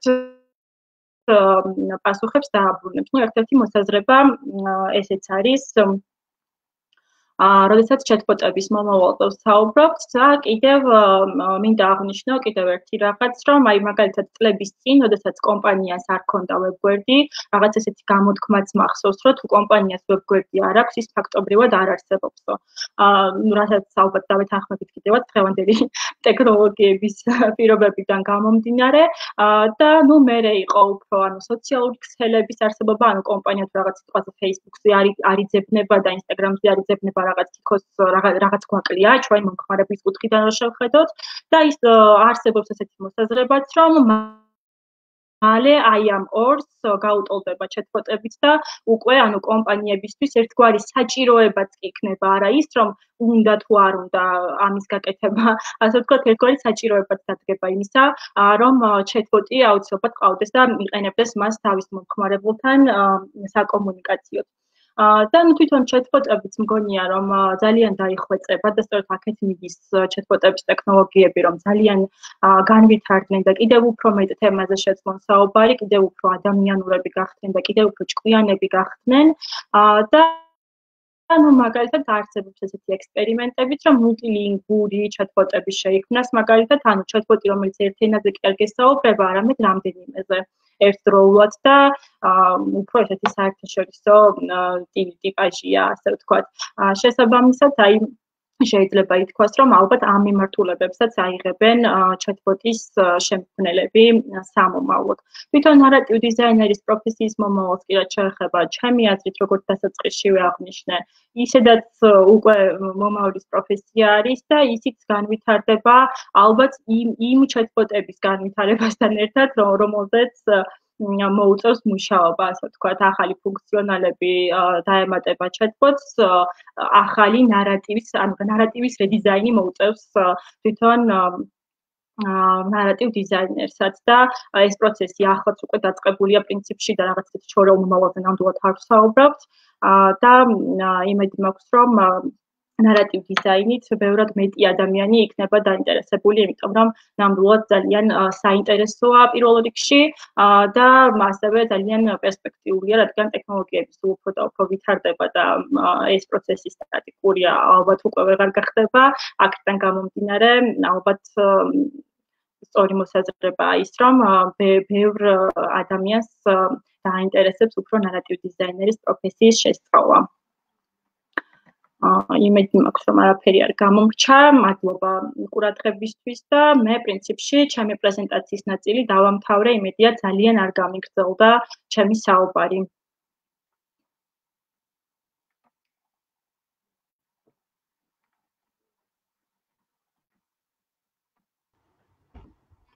მადლობა მარიამ, ნამდვილად საინტერესო თემებს შევეხეთ. და მე დარწმუნებული ვარ, ჩვენ მაყურებელს გავუშვებთ რამდენიმე კითხვა, მაგრამ მინდა მე დაგისვა თემიდან გამომდინარე რამდენიმე კითხვა. პირველ რიგში ერთ-ერთი თემა გააშკარა შენ, რომ ყველა მესეჯს კითხულობ, რაც ცოტა პირადი ინფორმაციის უსაფრთხოების მიმართულებით აჩენს კითხვებს. ანუ Finalmente ჩემი კითხვა ესეთი არის, რომ როგორ უზრუნველყოფთ პერსონალური მონაცემების დაცვას chatbot-ზე მუშაობისას? კი ბატონო, ანუ ხშირად მეკითხებიან ხოლმე კი ამ შეკითხვას. ანუ ესე რო ავხსნათ, ანუ არსებობს ვებ-ჩატში ჩაშენებული chatbot-ები, ხო, და არის Facebook გვერდზე ჩაშენებული Messenger-ის chatbot-ები. ანუ ის chatbot-ები, რომლებიც ვებ-ჩატშია, ჩვენთან ყოველ შემთხვევაში აბსოლუტურად ანონიმური არის მათთან მიმოწერა, ანუ იქ არ ხდება მომხმარების იდენტიფიკაცია ჩვენი მხრიდან. შესაბამისად, ჩვენ ვერ ვხედავთ მომხმარებლის მონაწერს, უბრალოდ შემოდის დიალოგი და ჩვენ პრინციპში არ გვჭირდება დიდად რომ მომხმარებელი ამ შემთხვევაში ვიცოდეთ და ვიცნობდეთ ვინ არის, ჩვენთვის ნარატივ დიზაინერებისთვის უფრო მნიშვნელოვანია ტექსტი, რაც იწერება, რომ შემდეგ ის chatbot-ს სწორად მივაწოდოთ და ვასწავლოთ. რაც შეეხება Facebook გვერდებს, ანუ აქ ცოტათი რთულად არის იმ მხრივ საქმე, ნუ ბჭყალებში ვსუდათ ყოველ შემთხვევაში, რომ თვითონ ანუ Facebook-ს აქვს დაწესებული როგორც თავისი რაღაც უსაფრთხოების პარამეტრები, ხო? მე მგონი სწორად გამოვთქვი. და შესაბამისად, ანუ არის ესეთი პირობა, რომ 13 წლამდე ადამიანები ან წესით და რიგით Facebook-ზე ისედაც არ უნდა რეგისტრირდებოდნენ, ხოლო შედარებით მოზრდილი ადამიანი, როდესაც Facebook გვერდს წერა, ასე ვთქვათ, ხო? ანუ შენ თვითონ გაქვს გათავისებული, ანუ იქ რაღაცა სხვა მაგია არ მუშაობს, ჩვეულებრივი სტილით ხდება, ასე ვთქვათ, მესიჯების შემოსვა, როგორც ნებისმიერ chatbot-ი რომ არ იყოს და უბრალოდ ადმინი იჩნდეს ჩვეულებრივი ადამიანი, ხო? ამას ხო წაიკითხავდა. შესაბამისად, ანუ ეს უნდა გაითვალისწინოს მომხმარებელმა Messenger-ში chatbot-თან საუბრისას, რომ ეს მესიჯები, ეს chat-ყოფინებები, ну, ყოველ შემთხვევაში ნარატივ დიზაინერებამდე მაინც მივა. მე უფრო თამთასთან მექნება მსგავსი შეკითხვა, რომ ზოგადად ვისაუბრეთ ვინ არიან ნარატივ დიზაინერები, მაგრამ ხშირად მგონია ესეთი შემთხვევაც, რომ აინტერესებთ როგორ დაიწყონ ეს ყველაფერი და პირველ რიგში, ანუ რა უნარჩვევებს უნდა ფლობდეს ადამიანი, როცა იწყებს ეს ნარატივ დიზაინზე მუშაობას. სჭირდება მას პროგრამისტის ცოდნა, პროგრამისტის გამოცდილება, თუ არა არის ის საბაზისო, რითიც ადამიანი გადაწყვეტს, რომ მე შემიძლია chatbot-ზე დავიწყო დღეიდან მუშაობა. კი, ანუ ხშირია, როდესაც ადამიანებს მგონიათ, რომ აუცილებლად პროგრამული ენა იცოდნენ, რომ შეძლონ chatbot-ის აწყობა და ეს არ შეესაბამება სინამდვილეს. თავარი არის, რომ პირველ რიგში ადამიანს უყვარდეს წერა. მე ჩემს პრეზენტაციაში ვისაუბრე ამაზე, თუ არ შეგიძლია წერა და ასე ვთქვათ, არ გიყვარს და შენთვის მოსაბეზრებელია, ნამდვილად დარწმუნებით მინდა ვუთხრა ამ ადამიანებს, რომ chatbot-ის შენება იქნება ძალიან არასასიამოვნო პროცესი დღევანდელობიდან გამომდინარე. შეიძლება ტექნოლოგიების დახვეწას მოუყვეს ის, რომ ნარატივ დიზაინერს მოუწიოს უფრო ნაკლები წერა, მაგრამ დღეს chatbot ინჟინერიას სჭირდება ბევრი წერა.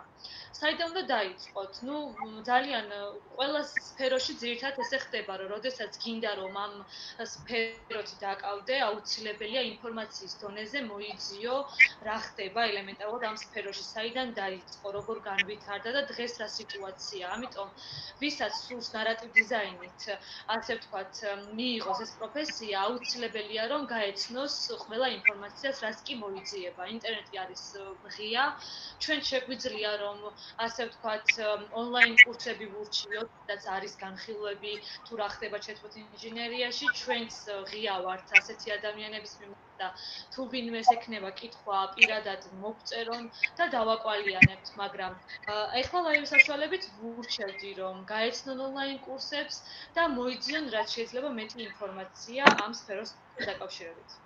გასაგებია. აი შენახსენე რომ გამარტივდეთ ნარატივ დიზაინერისთვის წერის პროცესი.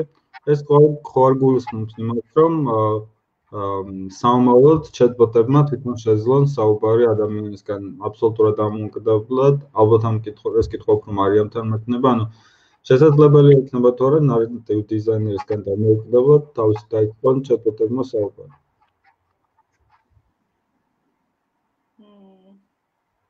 იცი რა, მე ამ კითხვას რომ მისვავენ ხოლმე, სულ მგონია რომ აი ნარატივ დიზაინერები პროფესიაც ასე ვთქვათ რაღაცნაირად უკან დარჩება თუ რაღაც ესეთი და არ მეყვარს ხოლმე ამ სცენარის განხილვა საერთოდ.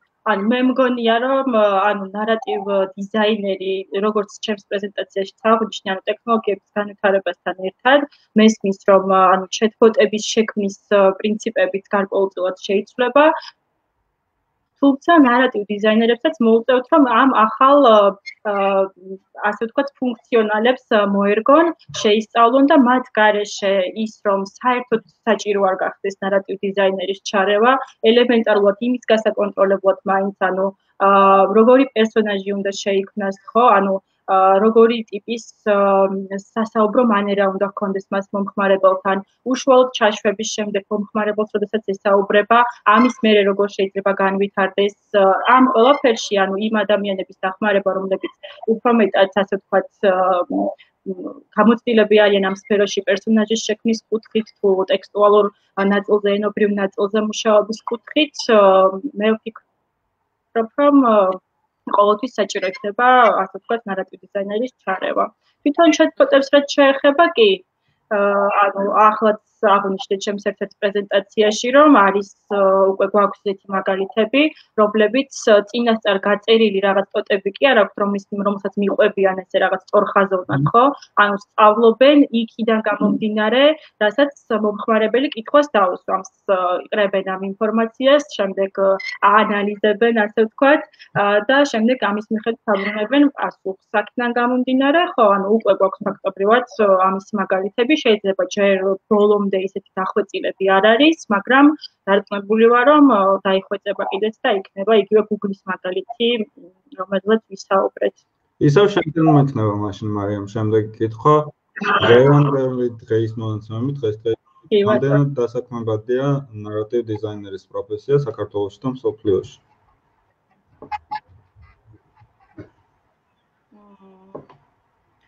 იცი როგორ არის, ხო, ანუ საკმაოდ პერსპექტიული პროფესია არის, წეღანით აღნიშნე და გამეორდები, რომ რაც უფრო მეტი მოთხოვნა ჩნდება, ასე ვთქვათ, ციფრულ პროდუქტებზე, თვითონ ამ პროდუქტების შემქმნელების მხრიდანაც და ბიზნესების მხრიდანაც, ხო, ანუ ყველას უნდა რომ რაღაც ინოვაციური გამოჩნდეს, ასე ვთქვათ, სხვადასხვა ახალი ციფრული პროდუქტი შესთავაზოს, ეს აპლიკაცია იქნება თუ ჩატბოტი იქნება სხვა. შესაბამისად, ანუ მგონია, რომ ნარატივ დიზაინერის პროფესია საკმაოდ დასაქმებადი გახდება კიდევ უფრო მეტად. თუმცა დღესდღეობითაც დღევანდელი მონაცემებით იგივე ჩვენი ანიმას მაგალითზე რომ განვიხილოთ, ერთი ნარატივ დიზაინერიდან 5 ნარატივ დიზაინერამდე გავიზარდეთ უკვე და კიდევ ვაპირებთ რომ გავიზარდოთ, იმიტომ რომ ეს რესურსი ფიზიკურად აღარ ყოფნის პროექტებს. შესაბამისად, ვფიქრობ, რომ საკმაოდ ისეთი იქნება, ასე ვთქვათ, მოთხოვნადიც იქნება და შესაბამისად დასაქმებადიც იქნება. და როგორ შეიძლება რომ ავითვისო ეს პროფესია, თუნდაც საქართველოში დაკნონილი ვარ, ჩვენ მაყურებლებს აინტერესებს, მას შემდეგ რაც ისინი გამოხატავენ ინტერესს ჩატბოტების შექმნის მიმართულებით, თამთავს კითხავ ამ კითხვას, როგორ შეიძლება გადადგათ პირველი ნაბიჯები და შენ მაგალითად თუ შეგვიძლია გითხრა, როგორ გავიღმავოთ ის ცოდნა, რომ პროფესიონალურად დავსაქმდეთ შემდეგ ამ პროფესიით. იცით რა არის, აუცილებელია რომ ღია ვიყოთ ახალი გამოწვევებისთვის. რა პირველი ნაბიჯი ეს არის, თუ ვიქნებით ჩაკეტილები და ასე ვთქვათ, პროექტებზე, ჰაკათონებზე არ მივიღებთ მონაწილეობას, ის უნარები, რაც ძალიან გვჭირდება, ფაქტობრივად არ გვექნება და შესაბამისად რომც მოუხდეთ ამ სივრცეში, არ ვიქნებით წარმატებულები. ამიტომ აუცილებელია ვიყოთ ღია. მით უმეტეს დღეს საქართველოში უამრავი სასწავლო ცენტრი არის გახსნილი, რომელიც აქტიურად ატარებს ჰაკათონებს და ესე იგი მათი მიზანი არის, რომ ტექნოლოგიებით მეტი ადამიანი დააინტერესონ და შეასწავლონ და შესაბამისად ასეთი ადამიანი, ასე ვთქვათ, უნდა მაძიებელი იყოს ასეთი ტიპის ჰაკათონებისა და პროექტებისა. ჩემი გამოცდილებაც რომ გაგიზიაროთ, მე სწორედ ესეთი პროექტის შედეგად მოვხვდი და 1 წელია უკვე როგორც უყურებდი ნარატივ დიზაინერი ვარ და მინდა აღვნიშნო რომ ეს პროექტი რომელმაც მე ეს პროფესია შემძინა გამოცხადდა უკვე ეს არის ილია უნიპლიუსი და ამ პროექტის ნამდვილად დადებითი შედეგი ვარ სახეზე მე იმიტომ რომ ზუსტად ამ პროექტის ფარგლებში მომიწია ჩატბოტების შენების ტექნიკების სწავლა და გამოვიდა ისე რომ ძალიან მარტივად ავითვისე ასე ვთქვათ ჩემთან ძალიან ახლოს იყო და დავსაქმდი და დღეს ვარ ანიმას გუნდის წევრი. შესაბამისად, აუცილებლად უნდა ვიყოთ ყველა პროექტში. შეიძლება ერთი შეხედვით არ ჩანდეს ის პროექტი, რომ აი რაღაცა თითქოს ჩემი თავი დავინახო, მაგრამ აუცილებელია რომ გავრისკო, გადავდგა ნაბიჯი და დავდო ჩემი მაქსიმუმი. შემდეგი უკვე არის ძალიან ბევრი პლატფორმა, როგორც განვიხილოთ და ვისაუბრეთ და ერთ-ერთი არის ჩვენი anima chatbot-ის პლატფორმა, სადაც შეუძლია შემოვიდეს მომხმარებელი, გააკეთოს ავტორიზაცია და თავისი, ასე ვთქვათ, გვერდი არის, სადაც თავისუფალი არის, ასე ვთქვათ, ყოველგვარი, ასე ვთქვათ, სხვადასხვა კრიტერიუმების გარეშე შეუძლიათ დაარეგისტრირონ საკუთარი chatbot-ი და, ასე ვთქვათ, დაიწყონ chatbot ინჟინერია და ნარატივ დიზაინი. თუმცა, ვისაც ცოტა სპეციფიური პლატფორმა ეჩვენება და, ასე ვთქვათ, გარკვეული ცოდნა სჭირდება სამისოთ, შეიძლება მაგალითად ManyChat-ით დაიწყონ, რომელიც არის უმარტივესი, რომელსაც Facebook-ი გვთავაზობს და იქ მოსინჯონ თუ რამდენად გამოვზდით, ასე ვთქვათ, ნარატივ დიზაინი. გასაგებია. ჩვენ სტუმრებს ხომ არ აქვს კითხვა, სტუმრებს რა ვართ და მაყურებლებს ლაივს. მე პირადად დამეწურა სიმართლე გითხრათ კითხვები, საკმაოდ დაუმწურავი პრეზენტაციები და საუბრები გამოგვივიდა. თქვენ ხომ არის დამატება სანამ მე დავამატებ ერთ რამეს, აი მაგალითად თამთას საუბრიდან გავაგრძელებ და იმ კითხვიდან რომ აი სად შემიძლია რომ ვისწავლო, იმ ყველაფერთან ერთად ასაც აბსოლუტურად 100%-ით ვეთანხმები, რაც თამთამ უკვე ჩამოთვალა, ანუ აი მაგალითად მე და თამთა ვაპირებთ რომ ნარატივ დიზაინის კურსი შევქმნათ და უკვე დაწყებული გვაქვს ამაზე მუშაობა და თვითონ ამ კურსის შექმნის იდეაც გაჩნდა სწორედ საჭიროებიდან და მოთხოვნიდან გამომდინარე, იმიტომ რომ ძალიან ბევრი ადამიანი წერდა რომ სად ვისწავლო, როგორ ვისწავლო, როგორ მოვხდე თქვენთან, რაღაც ხშირად ვიწევდა ხოლმე რომ ინდივიდუალურად შევხვედროდით ამ ადამიანებს და სათითაოდ ესეც ალფაკე გვესწავლებინან და სწორედ ამიტომ გადავწყვეტ რომ შევკრათ ერთი მთლიანი კურსი, რომელშიც თავიდან ბოლომდე, ანუ თეორიიდან დაწყებული თეორიით, ანუ პრაქტიკით დამთავრებული და chatbot-ებში ალბათ დამეთანხმებით რომ პრაქტიკას უფრო მეტი ნაწილი დაეთმობა, რა თქმა უნდა, იქნება სრულად შეკრული კურსი და იმედი მაქვს რომ შემდეგ უკვე უფრო ადვილად იპოვიან ადამიანები, ასე ვთქვათ, ნარატივ დიზაინში საკუთარ თავს. მადლობა. მადლობა, პირიქით თქვენ, როგორც და ამ ეტაპზე მაყურებლებს თქვენთვის კითხვები არ აქვთ, შესაბამისად დაგემშვიდობებით, უმასი მადლობა რომ გამონახეთ დრო. გისურვებ ჯანმრთელობას და წარმატებებს. აიგებთ. ასევე ასევე წარმატებები ყველას. ნახვამდის.